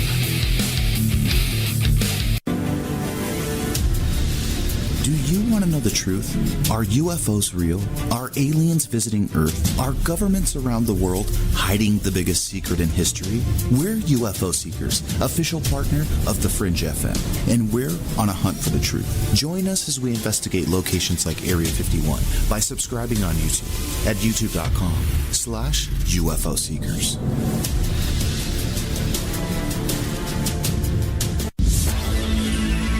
Hi, this is Kronox from Belgium, and you're listening to Lighting the Void with Joe Roop.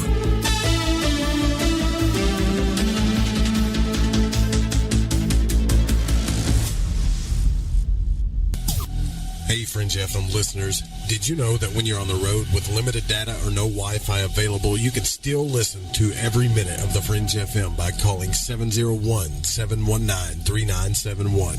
No smartphone app or internet needed. Saves your data plan and no extra cost if you have unlimited minutes. Call 701-719-3971. That's 701-719-3971. Listen to the Fringe FM on any phone, anytime, anywhere. Alex Exum.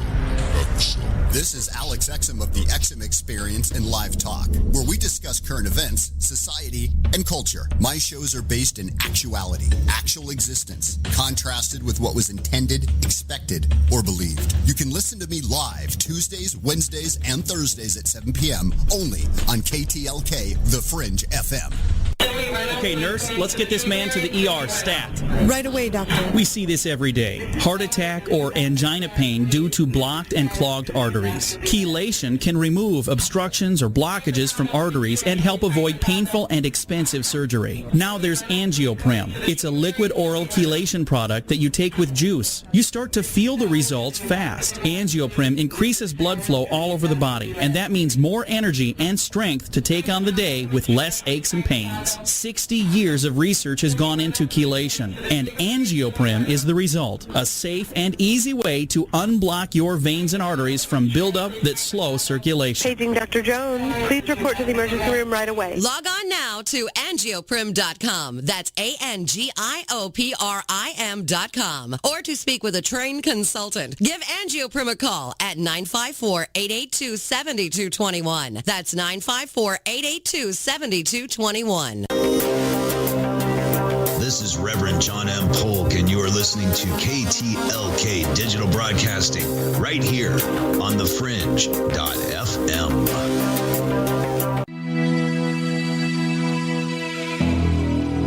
You're listening to Lighting the Void. The call-in number is 1-800-588-0335. If you would like to text, you can text in at 501-777-5631. Thank you for staying with us. I am your host, Joe Roop. We're live on Lighting the Void on the Fringe FM. Don't forget this show is here for you 5 nights a week. After the show, The Secret Teachings with Ryan Gable will be on. Brent Thomas, our guest tonight. Tomorrow night, Christopher Knowles will be here. And we've got Singing Psychic also coming on the program, too. Really cool week, guys. So stay with us, 9 p.m. Pacific to midnight every night here on the Fringe FM. Before the break, I was talking to Brent about sleep paralysis and astral travel, and you were discussing how you started having some pretty hairy experiences, like you had. Or I mean, I don't want to tell your story for you, so go ahead. But I remember we had to stop you for the break. So yeah, no, I experienced sleep paralysis over a period of about 2 years, maybe a year and a half, 2 years, but it just kept happening. It was horrible. Continually being trapped in that situation. And it just dawned on me, whatever's going on, it's not stopping. It's been continuing for a long time. So I got to figure out how I can get out of this situation, because otherwise I just got to ride it out, and I'm just at the mercy of whatever the hell's doing it. So I worked on it. And what I found is that if I could just get like a fingertip moving, just something small, if I could just move something, just a little, maybe even imperceptible to somebody, if they were looking at me, wouldn't see it. But then I could grab onto that. It was like it just gave me an anchor point to grab onto with my body. And then I could expand it to the whole finger and then other fingers. And if I could get like my hand and arm moving, then I could finally get my body up enough to get out of bed. But I found that you got to get out of bed, because if I would just relax then and drift back off to sleep, I'd be back in it. So that was the only thing I could do. And I had to get up and walk around and, actually be physically up for a while. And after I figured out how to do that and did it for a period of time, it quit happening completely. And so you've never had paralysis since then? Nope. And once I got that, yeah, it was great, because it was horrible. And I also had a weird dream, and I don't know if this was real or not, but it felt really real. And you've talked about projecting, and perhaps it was, I don't know, but it was a situation I was in my bed and I felt that coming, but in my dream, I sat up quick, and in my doorway was this shadow being sitting there. And I was just like, oh no. And then it was like, a part of me wanted to believe that this was the thing that was doing it. Whether it is or not, I don't know. So either it was some kind of representation in my mind of this phenomena, or it was actually me, seeing this being finally. Mm-hmm. And it was just this shadowy mass and just standing in the doorway, and it wanted to come in. But I remember, like, in my dream, for whatever reason, and I don't know. This is just what happened. It was just like, suddenly I put my hand out and I just had this huge energy rush, and it blew this thing back in my dream. And then that was like at the tail end of it as well. So both breaking out of it and then that dream. So was that dream truly me conquering some kind of entity, or was it me just, achieving that victory in myself? I don't know. And where did the energy come from? You said that, were you thinking about anything, or did you have a thought that you need to protect yourself before the energy came out of you? Right. Oh yeah, absolutely. I was thinking like, no, not again, never again, and I just put my hand out and I was like, I don't know. It felt like this warm vibration leaving my hand in the dream. Obviously it wasn't physically sitting on my bed, but, and it was done. It was like, it cast it away or whatever. Yeah. See, I know all about that. Like the sleep paralysis where you want to try to wake up and you're just sitting there shaking, going, and your eyes are rolling in the back of your head trying to wake up, kind of thing. Yeah, I've had some pretty hairy experiences with that too. So that didn't happen for you anymore, huh? Nope. Hasn't happened for years now, years. So, which is awesome. Now I have heard from other people that have told me, and I don't know if this is true or not, but I couldn't surrender to it. They said, no, you just relax. That's when you're about to astral project. Yeah. But every fiber in my being was going, hell no, I don't like this. I'm trapped here. And it felt like another will, it wasn't my will.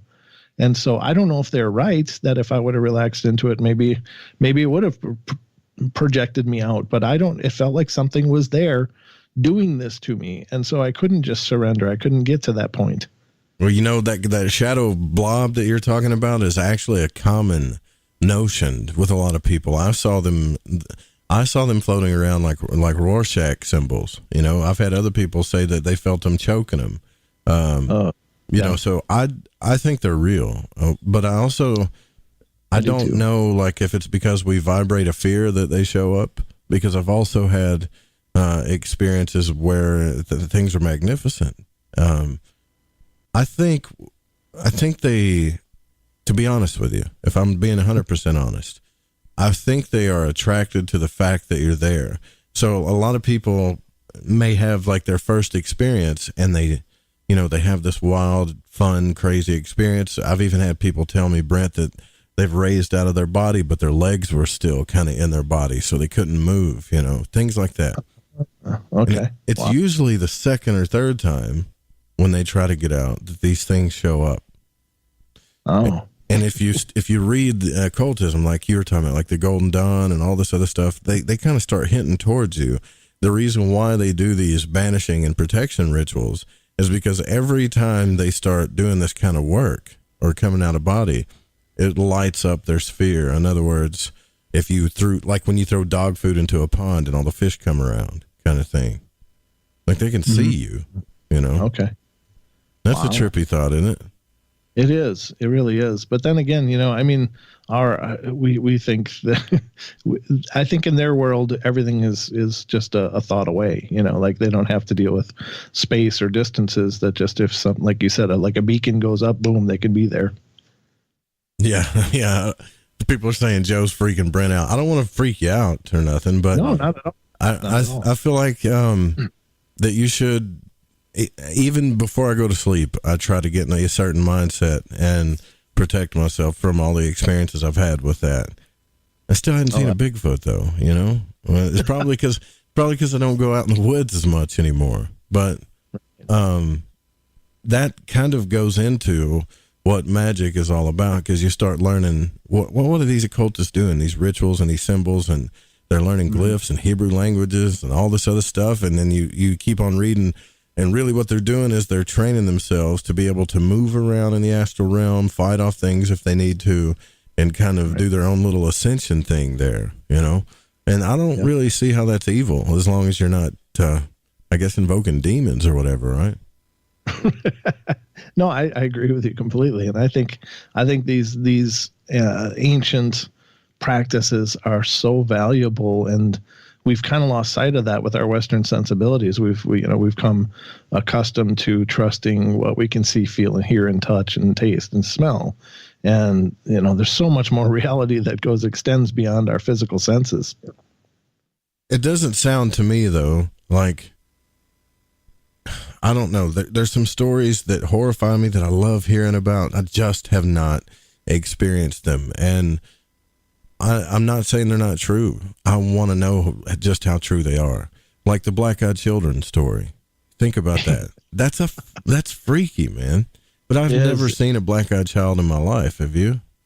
No, never have, and I don't ever want to. According to what I've heard, they sound absolutely terrifying and horrible.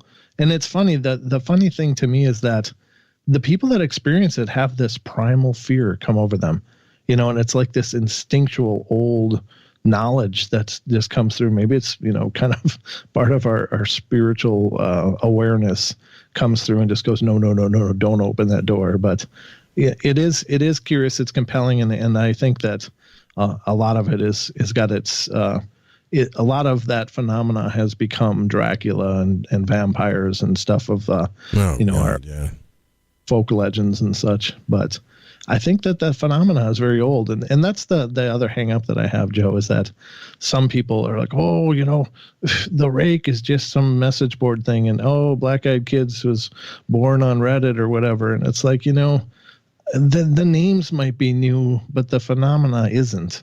And it was Duke and I were having a talk, and he's the one that said, I think the rake sounds an awful lot like a ghoul, how ghouls were explained in the past. And even though the name rake is new and might have been brought up on a message board online, it doesn't mean the phenomena isn't valid. It just has a new name. Well, you got to think how things manifest too. You remember Redfern when he wrote about the Slender Man, right? That was one of the best books on Slender Man that I've ever read. The cases, the facts that he got into.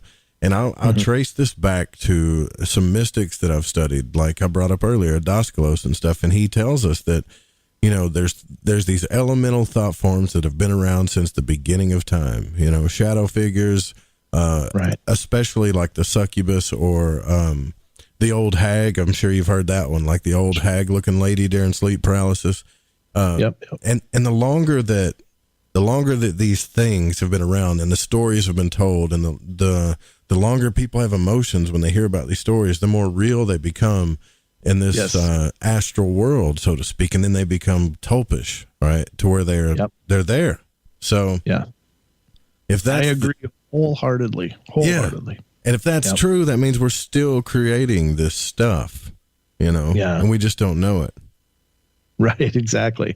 And of course, if you're thinking of a creation requiring a lot of energy, there's the fear is a very potent energy, and when the more people are fearing this stuff, the more real they become. It's fast acting, sure. Yeah. Like it's it's intense, it's fast acting, and I remember all of the stuff I saw as a child with my eyes open. I mean, we can literally, if you really wanted to, you could freak yourself out. Like I would have to think about something that really scared me. I don't know, like lay in bed, turn all the lights off, and start thinking about, I know you're probably going to laugh, but like the old Nightmare on Elm Street or the Candyman. You remember that movie when it first came out? Like the original Candyman? I don't think I saw that one, to be honest. You've never seen a Candyman? That used to freak everybody out. The guy with the bees and the hook. Yeah. Yeah, I think I've seen references from it, but I've never actually watched the movie. But my point is, like, if you lay down in your bed and you stare at the wall or let's just say your doorway or the closet, and you start, like freaking yourself out, and you start getting full of fear, and your heart starts beating, your eyes, at least I knew what happened when I was a child, your eyes will form something there, Yes. Yep. Absolutely. And again, that fear is such a powerful manifester because it's all encompassing. And if you let the fear build and snowball, it just amplifies itself until something's got to give, Exactly. And now we've got, I think what I believe, and I know this is going to sound wackadoo, but I believe that if that gets focused enough, that it becomes into actual physical manifestation, like locusts, disease, tidal waves, things like that, Mm-hmm. No, I believe that wholeheartedly. I think that, as we discussed before, we are fundamentally manifesting all of our lives. I really believe that. I think that that's how quantum mechanics works. And, think of the the double slit experiment, or the slit experiment with the light photons and stuff, and how they behaved both as a wave and a particle when nobody's watching. But once people started watching, they started behaving like a particle because that's what they expected it to be. And the fact that people just being there with an expectation so fundamentally altered the behavior of that experiment, that is, the ramifications of that are biblical, really. I mean, just huge. Yeah. And so people, they say, well, how do they're dropping Candyman pictures in there now. Yeah, okay. So how do we manifest things into the real world? Well, the Kabbalists and the Rosicrucians, they understood this system, and that's why they would do ritual. They would do certain colors and incenses, things like that, to activate the senses, to get everybody involved emotionally so they can focus that energy on one thing. And if that's true, and if there is a dark cabal, then think about the media, how they do that.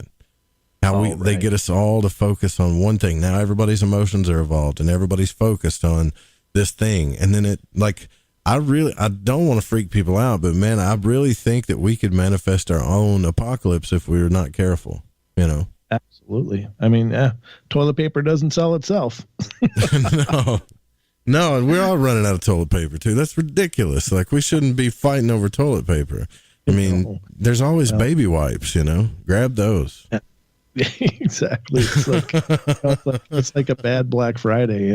What is wrong with people? But I think that's the other side of it, though, is that there's the esoterically minded, the energy minded, the people that are looking inward and into the whole fundamental construct that we live in. But there's other people that are just so physically minded, and that's they're so desperately trying to fill those holes and in their lives, and so they just need something new to make them feel better. And it's just a vicious cycle. So I think that part of what's going on right now, I think, is, and this is something I've been talking about for years on the show, is that I think we're really in a very fundamentally important time in our development as a global society. And I think that we are raising the vibrational consciousness of our whole plane of existence. And I think that, the inverse of that, of course, is the people that want to keep it the way it was. And they're working extraordinarily hard to do that. But there really seems to be a momentum of people that are breaking away from those traditional concepts and those traditional propagandas, and they're starting to explore the world with their own eyes. And I think in a lot of ways the internet has made that really possible and has caused us, for the first time in the the entire existence of our planet, to have free and open access to information. And I think that has really helped. Yeah, it does, until they get their hands on that, right? And then it's all over. Do you ever worry about that with your radio show? I do sometimes. That's why, I try to be on YouTube. I put the archives there, and I'm thinking, well, what's next? Are they going to come after our servers, like our own individual servers? And then we got to go back to ham radio and pirate radio and all that stuff. Yeah, well, it's true though, and that's. I think there's an awakening at work, and I really don't want to believe that all these negative efforts are going to be, successful. But I guess the one thing it is doing is proving to a lot of people how twisted things are in our current system and how desperately they need to change. And hopefully, it'll change in a real positive way, and we won't have to go through a real dark period. But yeah, I don't know, man. Fear is contagious. For sure. Yeah. And out of all the, I'm going to take a left turn here because, so out of all the things that that you're into, what's the one subject matter that you like the most? And keep in mind, I'm not saying you don't like the other ones, but what intrigues you the most? Is it ghosts? Is it hauntings, UFOs? What? Fundamentally, I think the thing that intrigues me the most and that I'm most interested in is the thing that I don't really do the show about, and that's about personal growth and spiritual growth, manifesting our truth in this world. That's honestly, that is the thing I'm probably the most passionate about. But I do believe that all of this paranormal phenomena that we're discussing it serves a purpose in that. It is, and I say this on my show all the time, but it's the breadcrumbs. It's the breadcrumbs because it demonstrates impossibilities. It demonstrates things that aren't supposed to exist or aren't supposed to be possible. And it's showing us that people are having very real experiences with things they can't explain. And it's demonstrating the fluid and dynamic nature of our reality that we were traditionally believed was very static and very rigid. And so I think that the paranormal keeps people questioning things, and in that might be part of its higher purpose, It does show that we do live in a magical universe. People say, hey, you're in one of those Dungeons and Dragons nerds. No, like we science is only explaining the least of stuff, come on. Everybody here, including the skeptics and all the people that want to think just super practical and logically, have had weird stuff happen in their life that they just don't pursue. You notice that? And if you ever been around a friend or whatever and you've had something just crazy happen and you'll see their perspective, you'll focus on it. You'll be like, what was that? Because the ultimate question's at hand. But them, they're so into this program that their parents told them. Well, it's all in your mind, or it must be something you don't understand. And then they move on to, what are we going to eat? And they act like it never happened. That baffles me. I don't know how people get that way.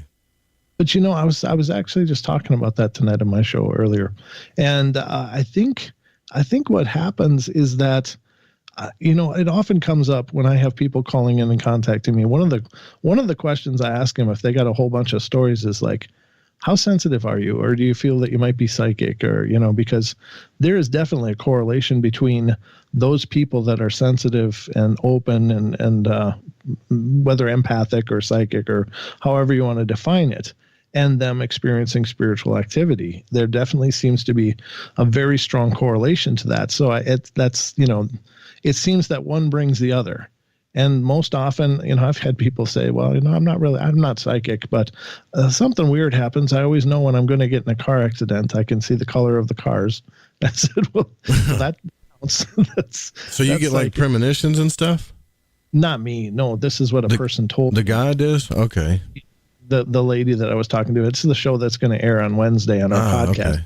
That's cool. But it was just, she didn't acknowledge that she was psychic, even though she just, in the next sentence, went on to tell me that she's had premonitions of every car crash. Yeah, that's exactly what I'm talking about. They just kind of passed it off as it's nothing, Yeah, exactly. But the funny thing is that she is psychic. I'm positive, and she's had a lifetime of experiences. But then if you take a skeptic, let's say the psychic person goes to Alcatraz and investigates, they're going to have all kinds of things hop off, and they're going to have all kinds of data and material to go over because they just seem to be a beacon for that sort of thing.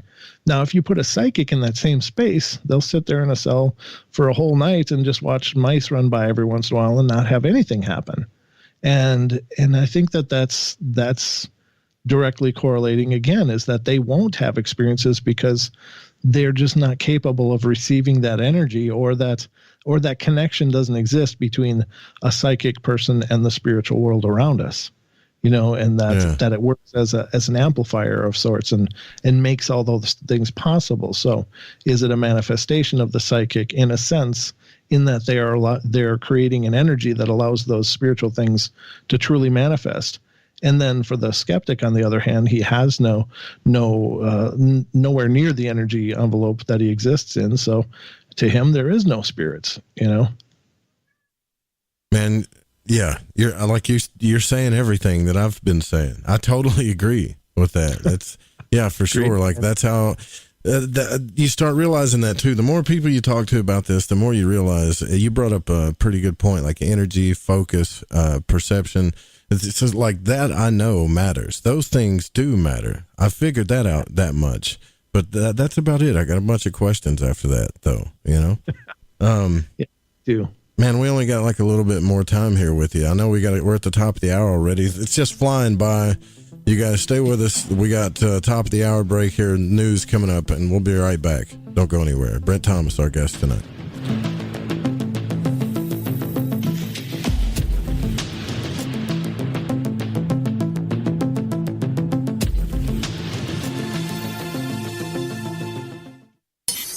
In your face, all over the place. We're online 24/7. 24/7. You're listening to the hottest internet station. Listen, I want to tell you about G.I. Joy from GetTheTea.com. It's the best alchemical concoction of goodies for your stomach and digestive system I can recommend, and that's all based on my experience. Packed with colostrum, acidophilus, aloe, peppermint, and turmeric. If you do your own research, then you know this is the bee's knees for the stomach and digestion. Now, due to Big Brother's ears and the eye in the sky, I can't go into the details about what it helped me with. All I can say is I got relief. It's non-GMO, no fillers, no preservatives, manufactured right here in the US of A, and delivered to you by the only people who stay on top of the game and are out in front. Go grab a bottle of G.I. Joy at GetTheTea.com and see what all the fuss is about. Again, that's GetTheTea.com. AncientLifeOil.com. For your CBD needs, just remember, AncientLifeOil.com. What does it do for the body, you ask? I can't say due to the people in the suits that run the industry. Big Pharma's all over CBD because of its well, you know what I mean. Research the benefits of CBD on Google and come back to ancientlifeoil.com and purchase your CBD today. Non-GMO and all organic. You don't want to be using a petroleum product. You want to be using the cleanest CBD product on the market. ancientlifeoil.com. We even have CBD for your pet. Help your pet's discomfort. Help your discomfort. Log on to ancientlifeoil.com. That's ancientlifeoil.com. Newly reduced prices to pass off the savings to the most important person, you. ancientlifeoil.com. And one more thing, we have topicals too. So if you have joint pain and some different issues that are going on in your body, you might want to use a topical. Think about it. ancientlifeoil.com.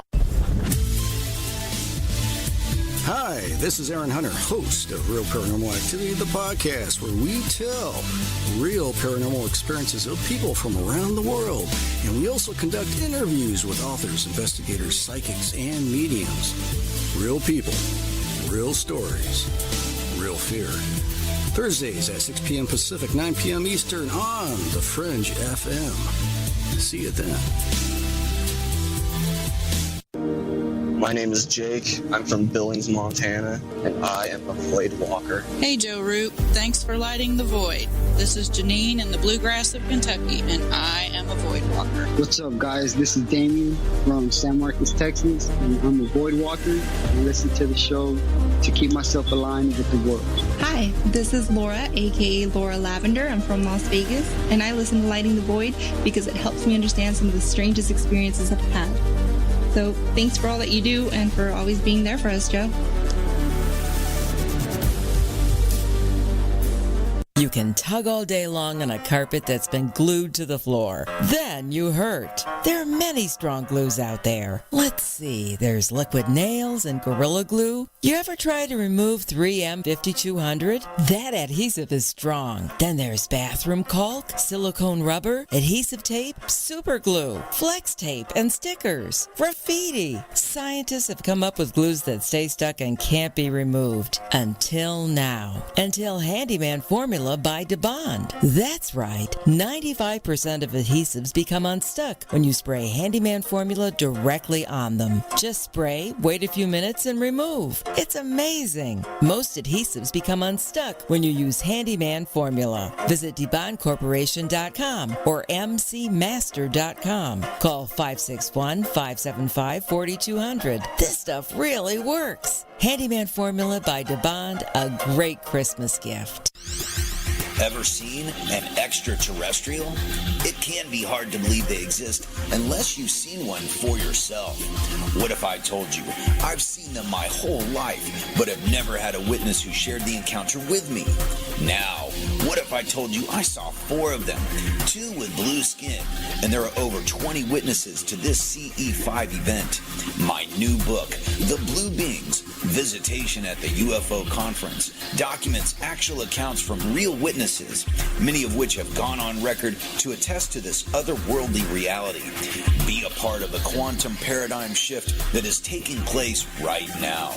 Go to johnpolkmedia.com to get your copy of The Blue Beings, Visitation at the UFO Conference, on sale right now at johnpolkmedia.com. That's JOHNPOLK media.com. This is the Rogie Report news on the Fringe FM. I'm Jess Rogie.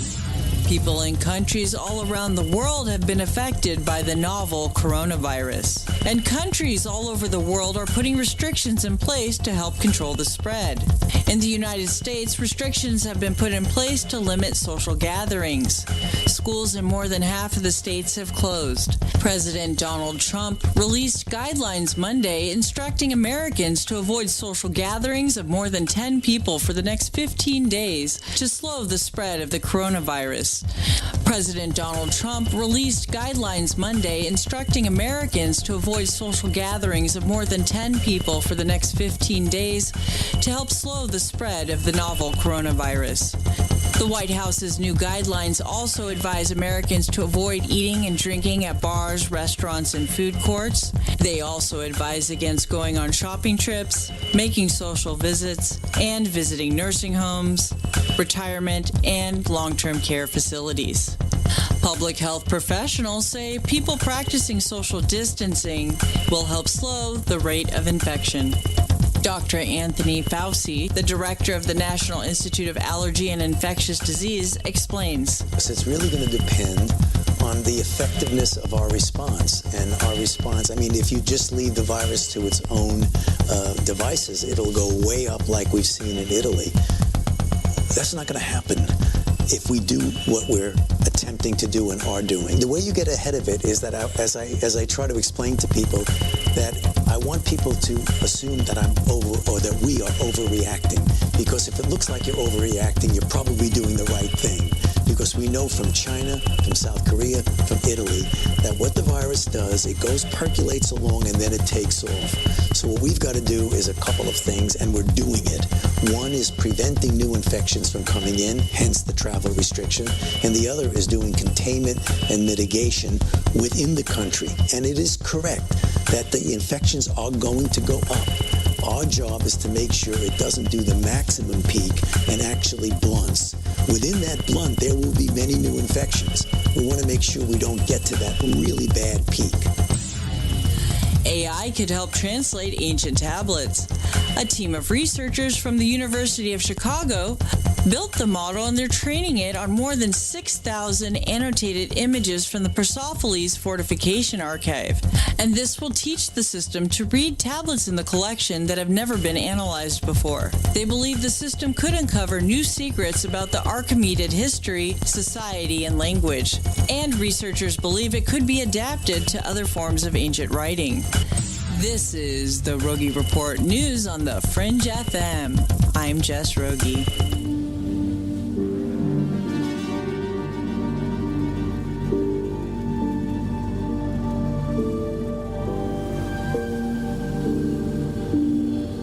To call Joe, pick up the phone, dial 1-800-588-0335, toll free from the United States or Canada. You're listening to Lighting the Void Radio. All right, welcome back to Lighting the Void. The one and only Brent Thomas is here with us tonight, host of Paranormal Portal. I got to say, buddy, man, you got some fans for sure. I thought I had some loyal Void Walkers here, but here recently, I've had people go, man, you got to get Brent Thomas on. You got to get Brent Thomas on. Get Brent Thomas on. Get Brent Thomas on. And for some reason, they wanted this conversation to happen, so it's happening. You know, I'm grateful for it. So thanks for coming on the program, man. No, it's all my pleasure, man. I really appreciate it. And of course, it's wonderful to get it introduced to your audience as well. Thanks for letting me have this opportunity. Yeah. Barbara, she's one of the sponsors of the show and network. She's a big fan of yours. And I know there's a couple other people in here that are a big fan of your show too. So I always respect people that can put in that kind of work, that are that dedicated to what they do. And I mean, podcasting, radio, and YouTube, and that's dedication, man. So I can tell your life is into this thing. And usually those kind of people have had real experiences too, because when you have a paradigm shifting experience, it's kind of hard not to focus on it. At least it is for me, right? Yeah, absolutely. I mean, I guess it's kind of funny because all my life, and I got into this kind of late in life, I mean, I'm not young, but I was always wondering, what the hell am I supposed to do?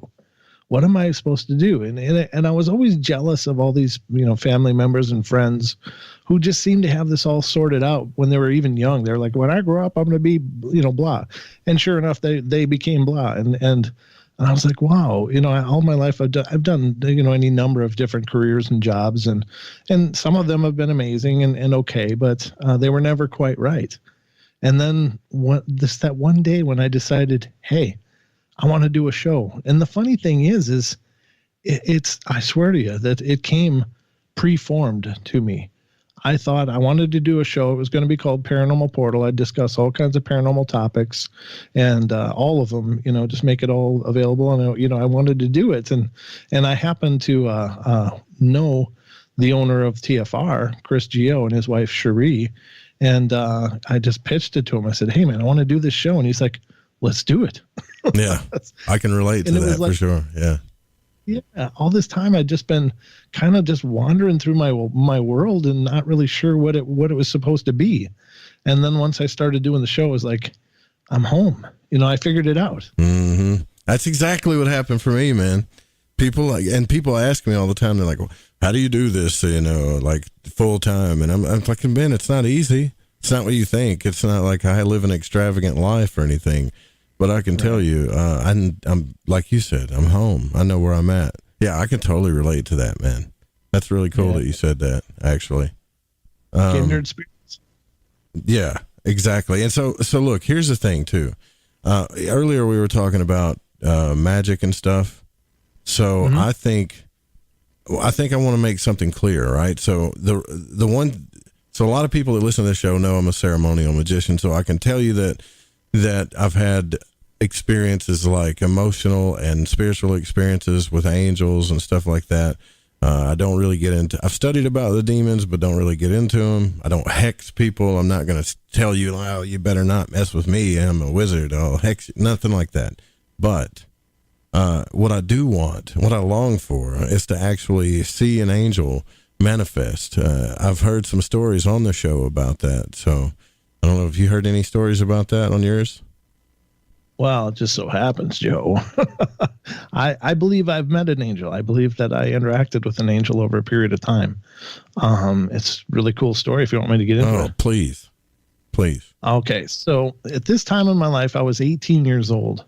And this is, I guess, would have been my second profound experience. And what happened was, I was young and dumb, and I moved out of home and moved up to the metropolitan area because I lived in a more rural area, and I was like, I got to go to the big city. So I moved in with a buddy of mine. We got an apartment, and I was kind of not sure what I was supposed to do then, but I just suddenly had the idea I was going to be a security guard. So I went and applied at a company that was called CPP Pinkerton, and I got hired. And I got placed in a parking garage in downtown Minneapolis in a really bad area. And it was pretty terrible. I had no radio, nothing. I went out and bought myself one of those 3 or 4 cell flashlights so I'd have something, that I could, have for defense or whatever. But here I am up in, and I wouldn't say it was necessarily the hood, but it was close to the hood. And here, just all kinds of crazy stuff at night. And I never had any bad experiences myself, but it was winter time. And basically I was guarding a parking garage, a parking ramp that was part of a low income housing unit. And I was just supposed to keep the cars safe and such, and make sure to check around the property, make sure everything was okay. And I worked the night shift. I worked the graveyard from 10 at night till 6 in the morning. And I was all alone. Just I'd sit in my car and run the heat and listen to music and go do rounds and keep an eye on things. And there was this meeting that we had at the security company prior to one of my shifts, and they said, look, there's been problems with homeless people. You need to kick them out if they come in. It was getting really cold. It was like January in Minnesota, and that's no joke. I mean, people die in that temperature. And so they were giving us a directive that if anybody homeless came in, you had to kick them out. That was our job. And that just was horrible for me because that's not the type of person I am. These people that have nothing, and you're supposed to force them back out into the night and into that bitter cold. Well, I was hoping that wouldn't be an issue. I'd never seen anybody homeless hanging around, so I figured it was probably not going to be an issue. But sure enough, one night I went into the entryway of the building just to check around and make sure everything was okay. And sitting there next to one of the heat registers in the entryway was this homeless man. He was walking around in just socks in January in the winter in Minneapolis area.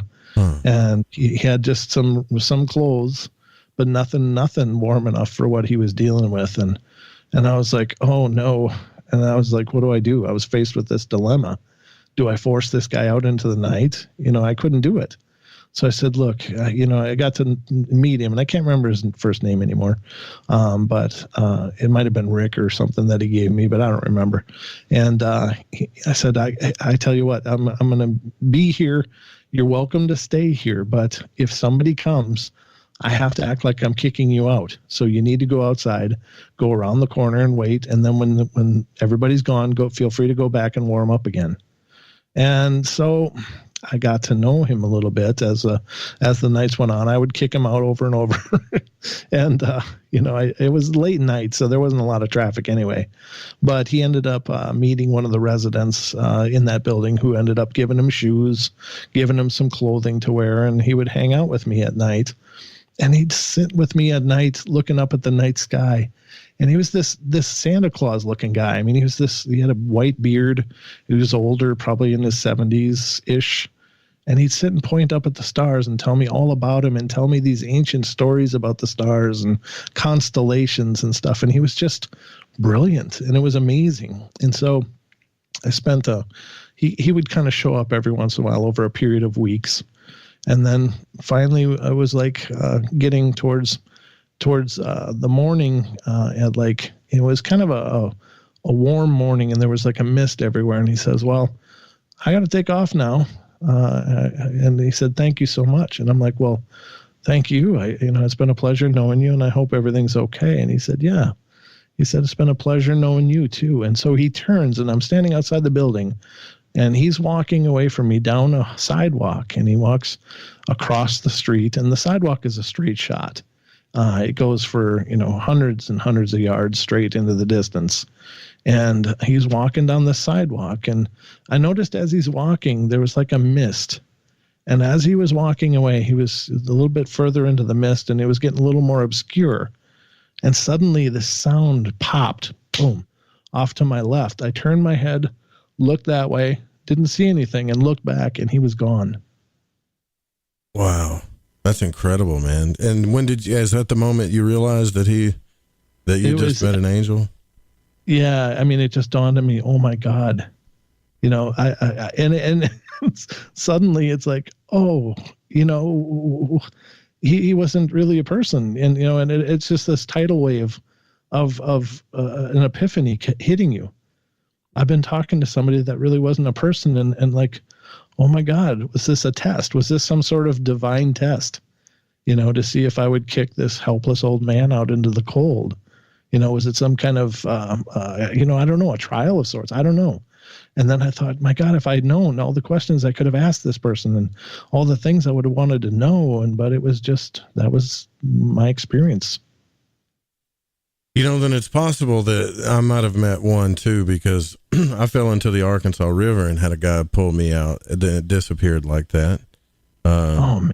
Yeah, I went camping with my cousin Jeremiah, and we were with my uncle David, and he was one of those guys that like to drink and teach you a lesson all the time, So, we're camping by the Arkansas River, and he said, well, you're going to learn to eat what you catch, kind of thing, which is terrible to do to some little kids. I mean, he didn't bring any food at all, and man. just stuff to clean the fish with to try to teach us something. And on that day, nothing was biting. Like nothing. And of course he did manage to get him some vodka and stuff, right? I mean, he was taken care of. But and it was blistering hot, man. And we're on this deck, like one of those concrete decks that go over the river, and it's it's not the main river, but it's big enough it's got some power. It's an inlet with some power to it. And this guy, he's just a really large black guy in overalls. He's catching one fish after the other, man, laughing, having a good time. And, I look at Jeremiah and I'm like, what's he so happy about? It's hot as hell out here. We're not catching nothing. And so one dock was under another dock, they kind of step and there's another one above it. And sure, I've got my pole like slid underneath the one dock. And because it's shady under there, and I think maybe the fish are going to go into the shade because it's hot or something. And I think I got a bite. And I start walking backwards, pulling the pole out. And sure enough, it's one of those days where it's so hot you can't think straight.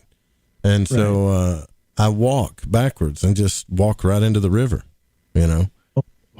Like, I just forgot that the river was behind me, pretty much.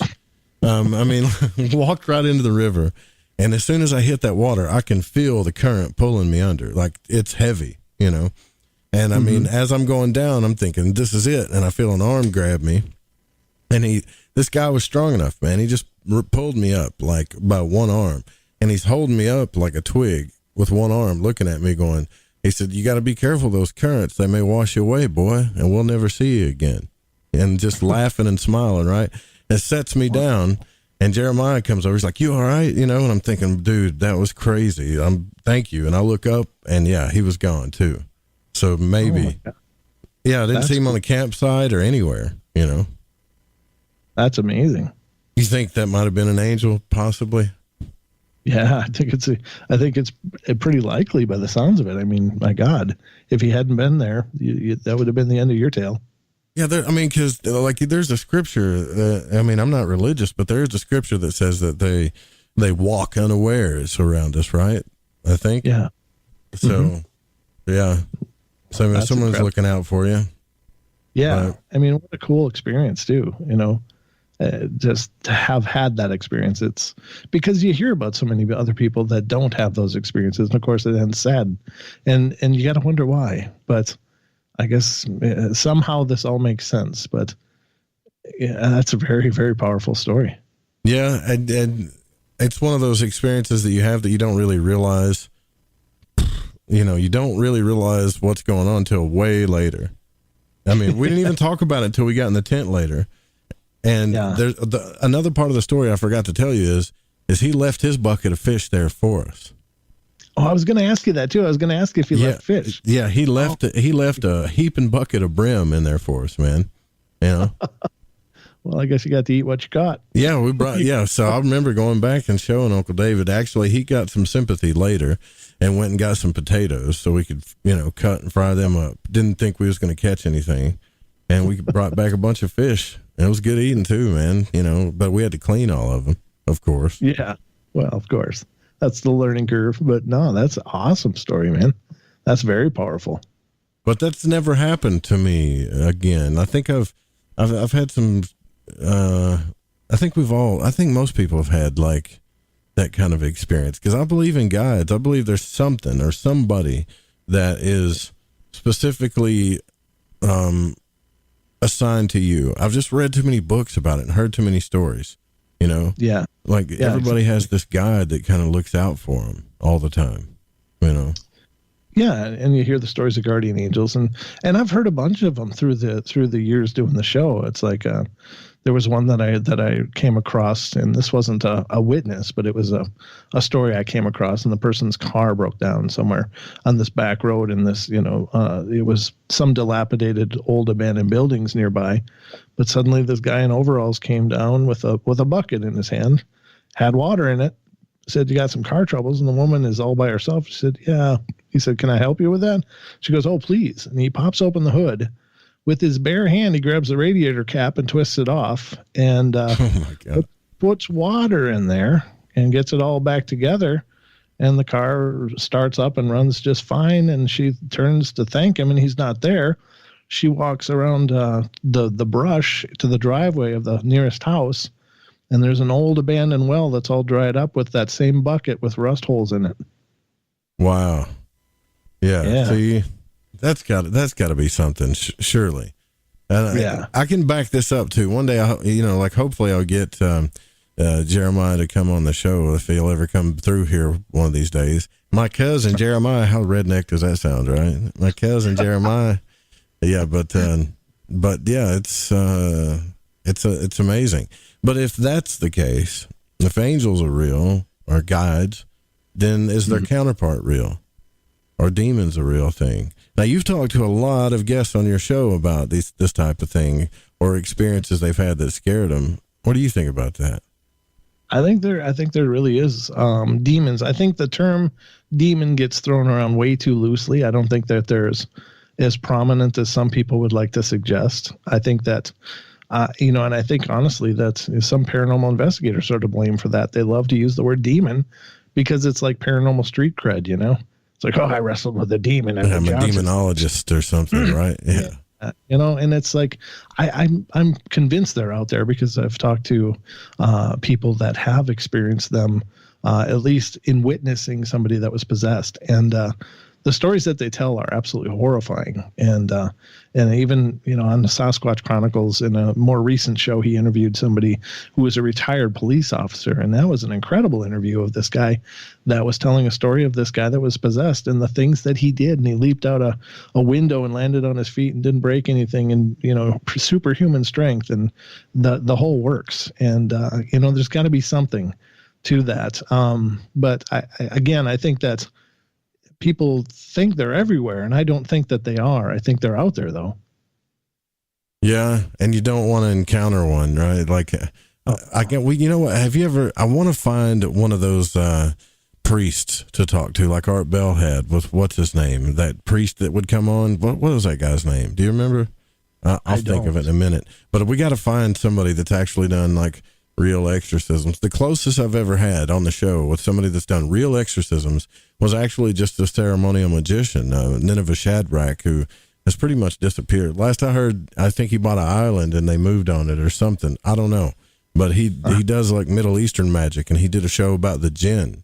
And the jinn, he says, a lot of times what people are calling demons and angels and things like that are just jinn, because they've been here since like the beginning, super ancient beings that they cause a lot of paranormal activities. Right. According to the Quran, they were made before the humans and before the angels. The first thing made, according to the Quran, is the jinn. They were made with the blue fire, I think is how that works. And I might be wrong about that, but you're right. And see, he said a lot of times that people have paranormal experiences where they feel heat or hot or big time temperature changes. Sometimes those are jinn too, which is pretty freaky. What did he say? He said one of the only things that can actually cause poltergeist activity and manifestations and on the physical plane are jinn, and they're the most ancient beings that's ever been around. Wow. Well, that makes sense. I mean, I'm sure they are incredibly powerful, but I wonder how many of them are around. I've never heard a number attributed to the jinn, but in Christianity, of course, it's a third of the angels that were cast out would become the demons, and so how many is that? I don't know for sure, but that's it. Father Malachi Martin. Thank you, Alyssa. Yeah. So very cool. Yeah. But if that's true, I don't know how many there are either, but if that's true, to me, that explains a lot more. And I'm not bashing scientists here, but to me, like magic, the astral realm, the planes of manifestation, and what these old Renaissance magicians talked about, and even some Eastern gurus talked about, makes a lot more sense in the universe to me than what science is trying to explain.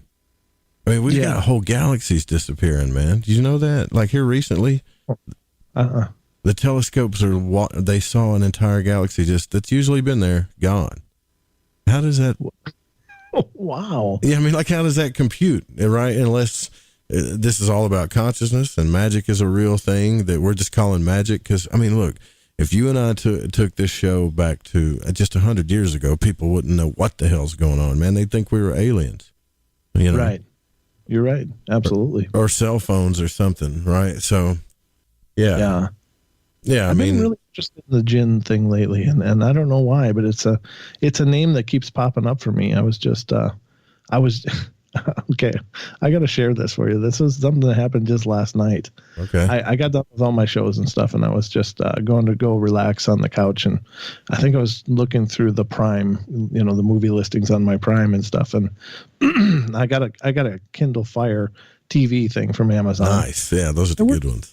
Yeah, they were good and stuff, but something weird happened last night, brother. And tell me what you think of this. So I grabbed the remote and I'm kind of going one by one through the new releases or things you might be interested in list that Amazon pops up. And all of a sudden my remote goes on its own. It's scrolling through the whole list, and these movie titles are flying by. And I'm like, and I hold it up and I'm like, well, I'm not touching it. I'm not doing nothing. What's going on? And suddenly it stops. Guess what movie it stopped on? I don't know. a movie titled Jinn, Jinn, and it talks about the jinn. Oh man, see, that was a jinn. I'm messing with you. I'll bet you money trying to let you know what was going on. I'm glad that you validated that, because I was like, oh my God, am I dealing with the jinn around here? They're probably all over the place, man. Really?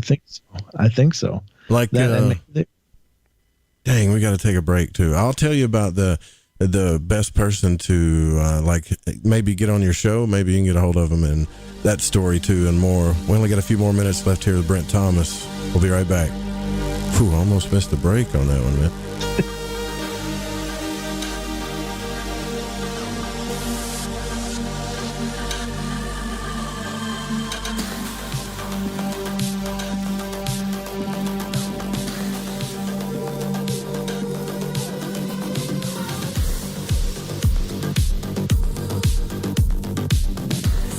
Charlton from Metaphorical Archaeology. If you've ever had a traumatic paranormal experience, the effects of it may stay with you for years. Who do you talk to? You can't go to conventional help. What we do is we use emotional freedom techniques or tapping to actually neutralize the effects of that event. Maybe when you tell the story now, your heart races and your palms get sweaty. You don't even want to think about it because you don't know how to neutralize that. That's what EFT tapping does. It neutralizes those emotions. The circuit that was recorded on is gone. The energy flows freely and you're free of it. And that's what emotional freedom is all about. We offer this as a pro bono service, but this is something that I offer because no one, it seems, is helping people with these experiences. If you'd like to reach me, it's really easy. My cell phone is 214-995-3754. Please leave a message. I will get back to you as quickly as possible. Or you can email me,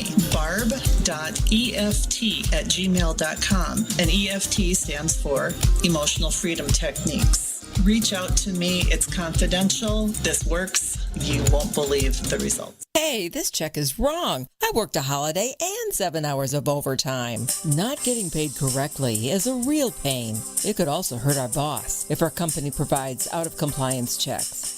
That's right, construction companies doing business with the government can get fined, or officials of the companies can go to jail if the checks aren't right. It's a law. The Davis-Bacon Act has 30 compliance issues for every check, but there is an easy way for construction companies to be in compliance. EMARS offers Compliant Client, a web-based system that finds and corrects all 30 of the possible out-of-compliance check issues. Users of Compliant Client report an 80% savings in time and money. Running a weekly payroll usually takes about 5 minutes. All 15,000 plus clients of EMARS have never had a legal compliance issue. Plus, they sleep better on check day. Contact EMARS at emarsinc.com or call 480-595-0466. All right, man, this is Crow 777, and you are listening to The Fringe FM. Right, me old Chiners. I know it's an ad break, but before you lot shoot off and make yourself a cup of Rosie Lee or whatever else it is you're going to sling down your Gregory Peck, you need to listen to me babble. If, like me, you found your way to Light in the Void via a downloadable podcast, you might want to take a butcher's at the Fringe FM Wind and Kite. You won't Adam and Eve how many other shows there are or what they rabbit on about. Ancient history, conspiracy, the consciousness, the esoteric, the occult, metaphysics, parapolitical, ufology, technology and spirituality, to name but a few. They got featured hosts like Ryan Gable, Jeremy Scott, Alex Exum, Tim Doyle, Cortana and Gigi, Susanna Ross, the Reverend John Polk, Michael Deacon and J.D. Lewis. You might find yourself listening to the thoughts and theories of the author of The Fish you just finished reading. Or you could pick up the dog and bone, call in and tell everyone your own beliefs or experiences. So do me a favour, before you put on the Ansel or crack open a bottle of vino or roll a joint, go to the Fringe FM and see what you're missing.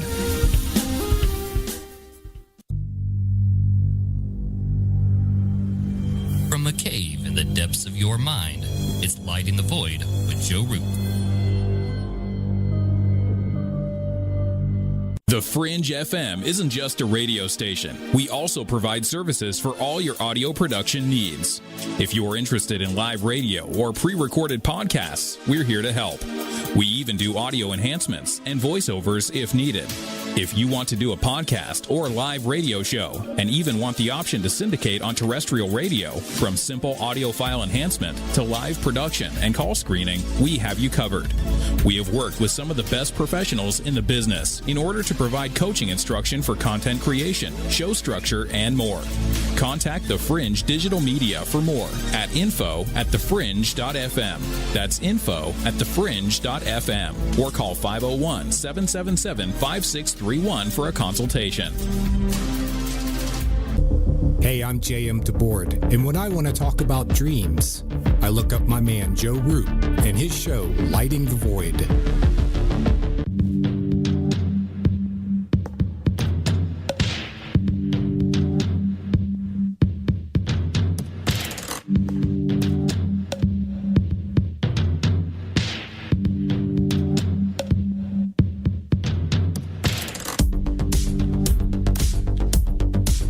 Man, it has been one hell of a conversation tonight with our guest, Brent Thomas from Paranormal Portal Radio Show. Paranormal Portal Radio is the website. Can you give out your YouTube channel too, and the podcast as well one more time?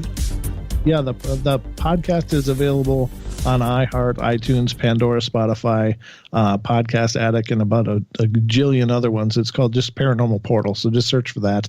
And if you head over to YouTube, you can find us at youtube.com/Paranormal Portal. Just one word. Cool. Thank you for that. That way everybody knows how to get there. Yeah. Now, so with all this talk, I figured that we might, of demons and jinn and angels and stuff like that, I figure we might trade clips here. And you actually sent me a clip of a demon screaming. And I don't know what's coming, guys. I've never heard this. So it's about the most horrible sound you'll ever hear, in my opinion. Where did you get this clip from, if you don't mind me asking? It's an old YouTube clip that was up. It was apparently posted by an investigator who was called to a house because people kept hearing this weird screaming in their basement and would wake him up at all hours of the night. And he left voice recorders there over a period of 3 nights. First night, nothing. Second night, nothing. Third night at like 2-something a.m., this scream was recorded. All right. So let's see what this thing's going to sound like. I'm nervous. All right, here we go. That's horrible.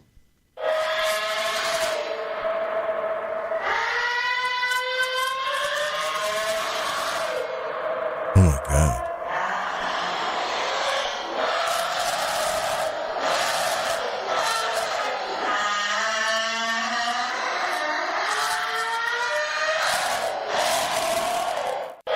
Okay, I can only listen to that once, actually. Yeah.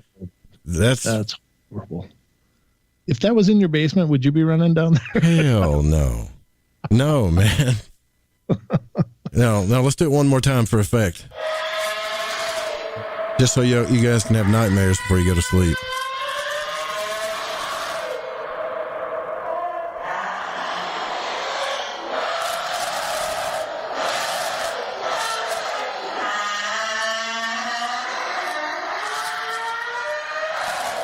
Whatever it is, it's just extremely pissed off, you know? It's the most anguished and rage-filled noise I've ever heard in my life.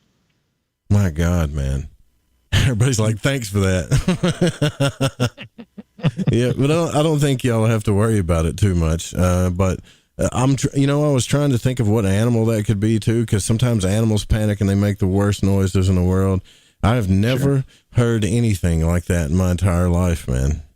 Oh, it's just horrid. It's still, I've heard it hundreds of times, and it still just gives me the weird creeps. I just can't listen to it. Yeah, never have I heard anything like that before. My goodness. How does anybody handle that? I wouldn't stay in that house. You know? Yeah, I'd be with you. I'd be like, no, time to move. That's it. So there's no way. I don't care if you got it out or not. I'm not staying around for that. You know? Right. Yeah. Ugh.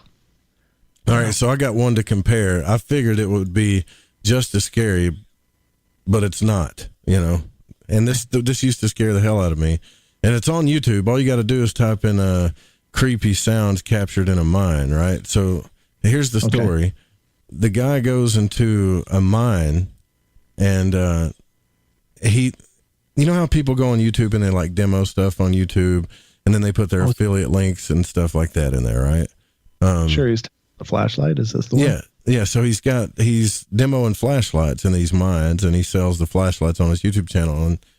And I even tried to get the guy on the show, but he doesn't care about paranormal stuff whatsoever. So he's like, no, I'll pass. Let me see if I can speed this up here for you guys. Make sure I get it right. All right, here we go. So we'll get through here as fast as we can and get out of here before this all comes down. Here's that ore chute again. Hopefully, I think this is the spot. Okay. I gotta get past this chute.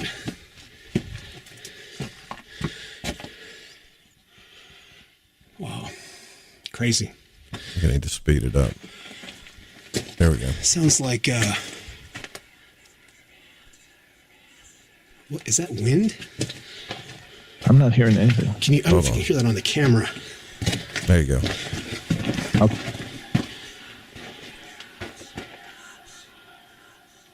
Do you hear that? It stopped.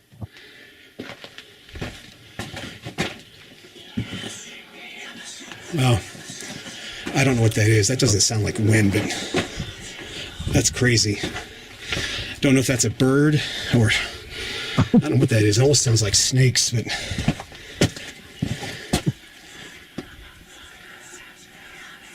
wow. I've heard some weird stuff in mines, but that is definitely creepy. I don't know what that is. So let's get out of here and head back out to the portal. Stuff in mines, but that is definitely... I don't know what that is. It almost sounds like snakes, but I don't know what that is. That doesn't... Do you hear that? Yeah. It stopped.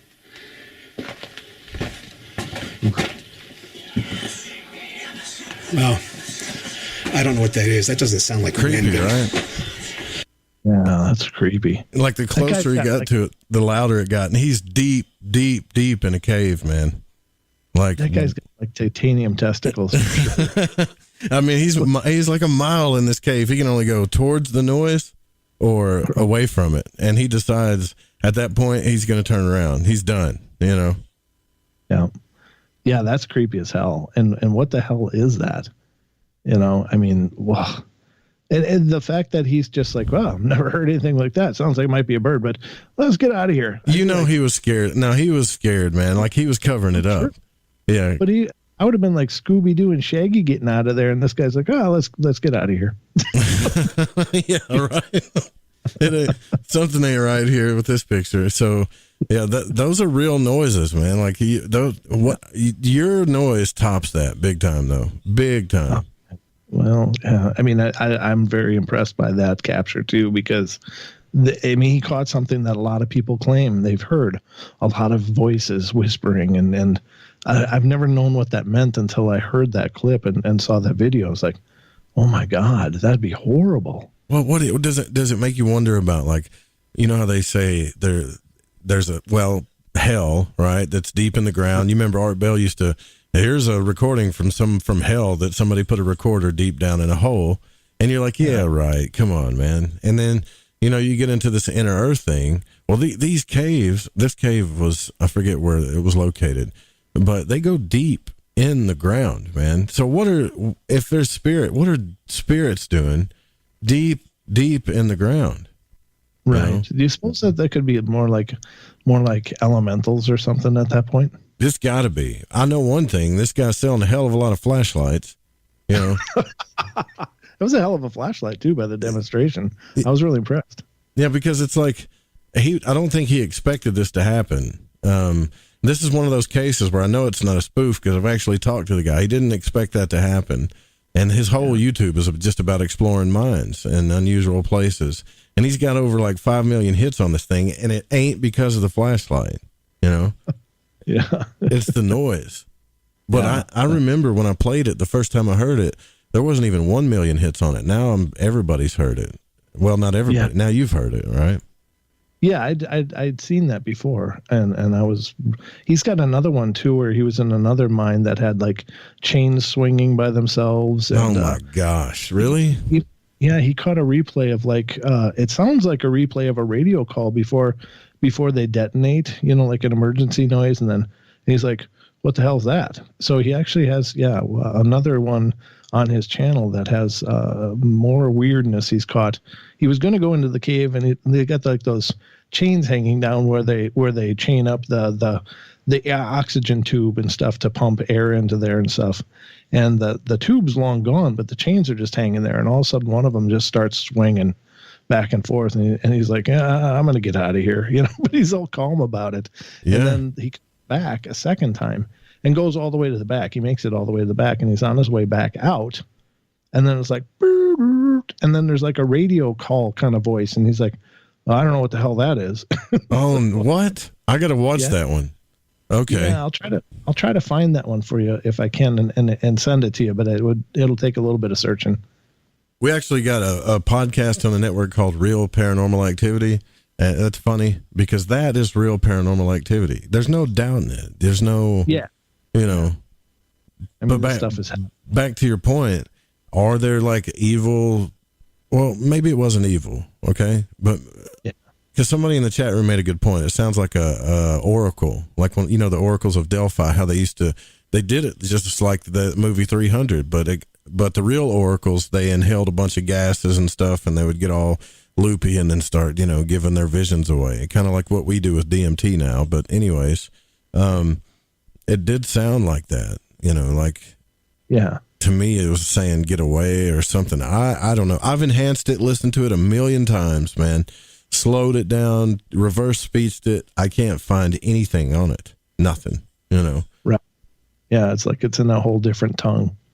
But it makes you think, like, are there really elemental, like, earth spirits deep inside our earth?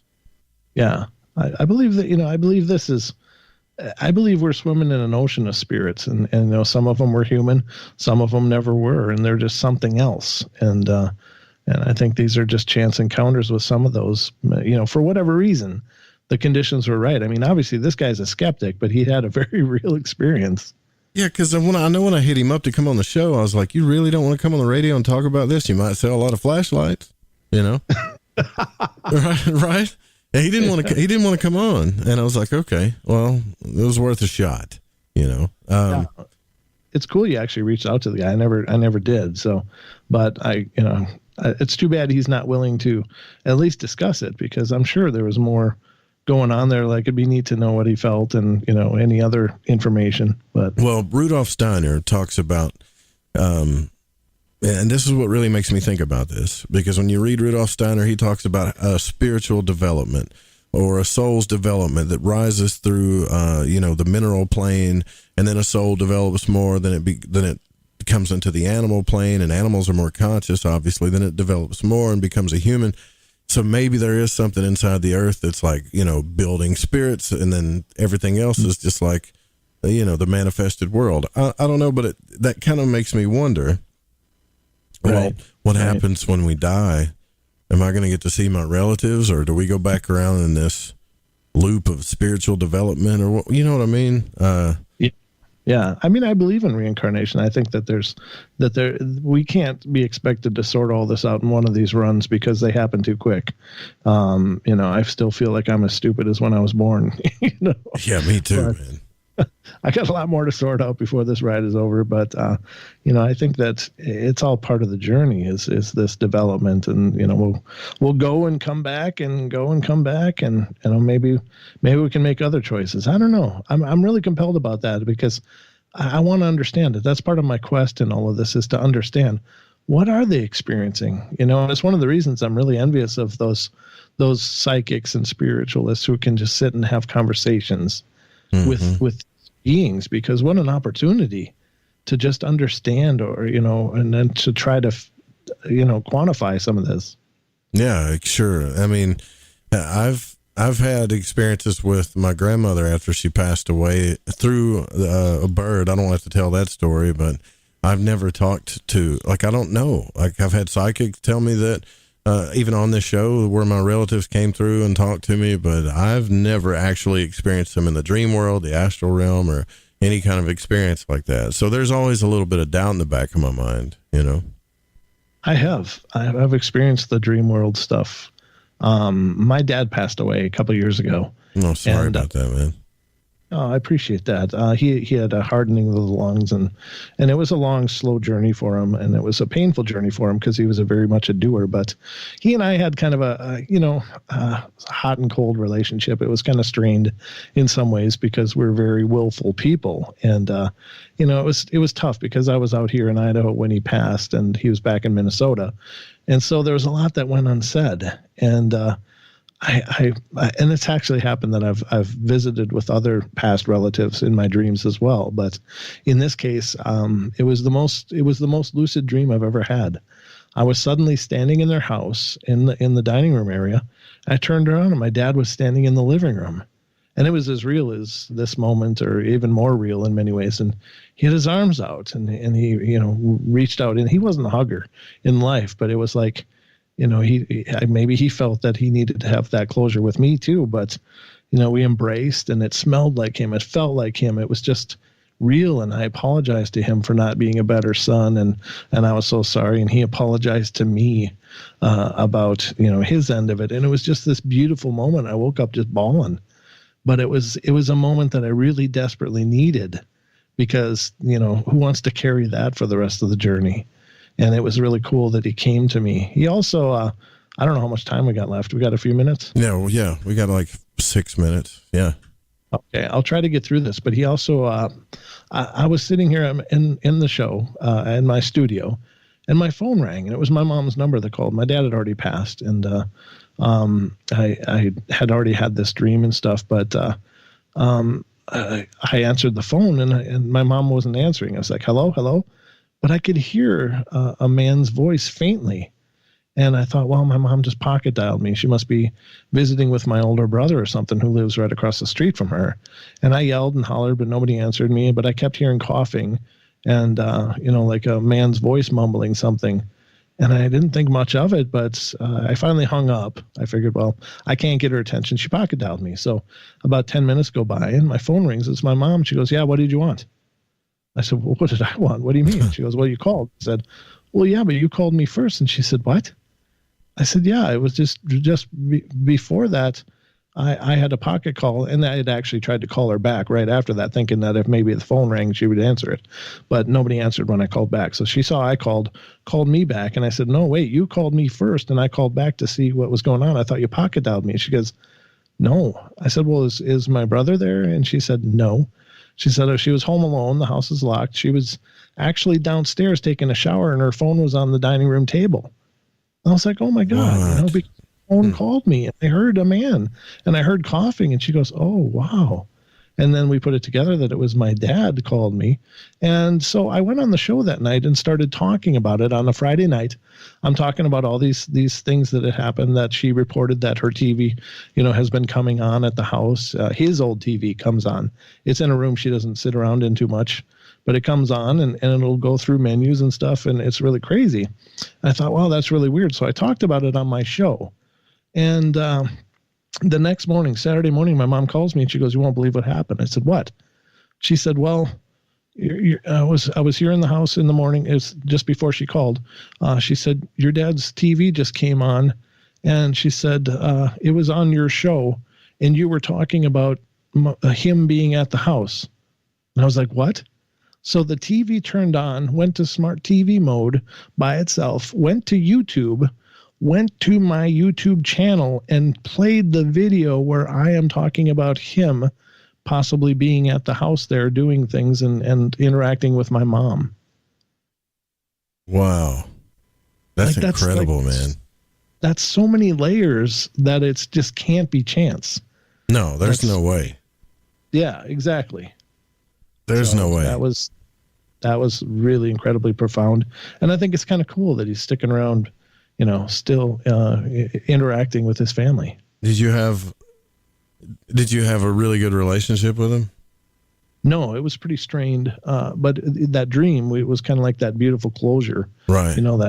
I apologized to him for being a jerk and not being a better son. And he apologized to me for being willful. And it was just this really healing moment. So it was just really cool. In Michael Newton's book, Journey of Souls, they would say that once you pass away, that you'll meet your soul family and he'll be that person that'll be there, that you guys won't be like, that way anymore, because you'll be like, oh, now I remember you was to come into my life as my father and played this jerk, and I played the jerk son, and it's good to see who you really are, kind of thing.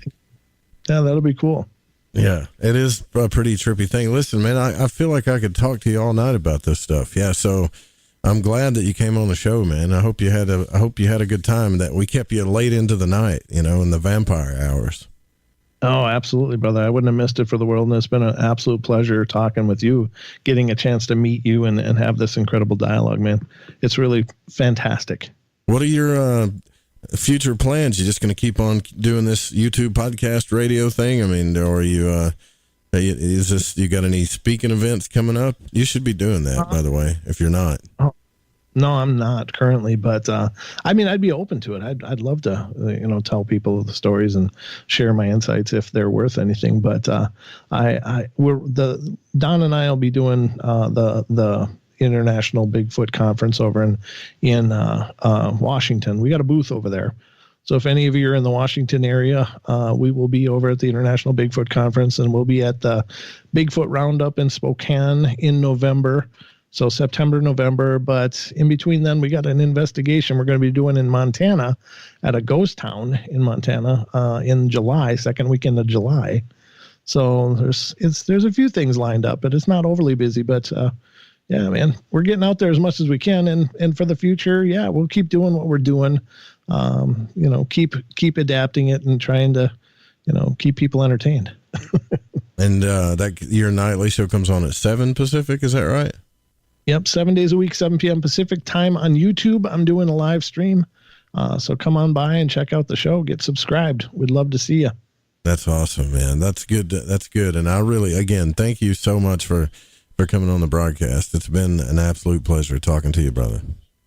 Yeah, likewise, brother. I'm glad we met. You're definitely a kindred spirit. So I hope we stay in touch. We definitely will. And you guys go check out the website too, paranormalportalradio.com. I'll put all the links to everything that we talked about tonight. We do got to roll out of here. I want to thank Pacho, the producer of the show, for making this happen. Also, Dennis and Eric Markham, Jeremy Scott. A big shout out to Amanda and Barbara for helping with everything in the station. And Chronox, the musician, and Steezy Stevie. And I also want to thank all of you wonderful people in the Fringe FM chat. Please don't copy the show without written permission, especially you pirate YouTubers out there. See you guys tomorrow night for Christopher Knowles. Chris Knowles will be here with us. We've been waiting on that one too. Killer week coming up. See you guys. Good night.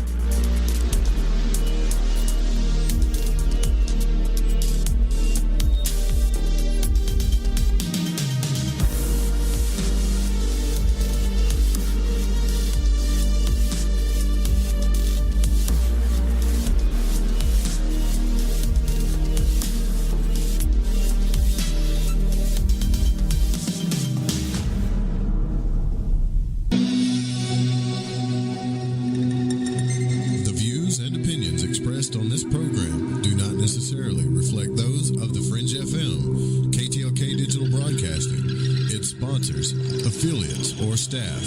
Listener discretion is advised.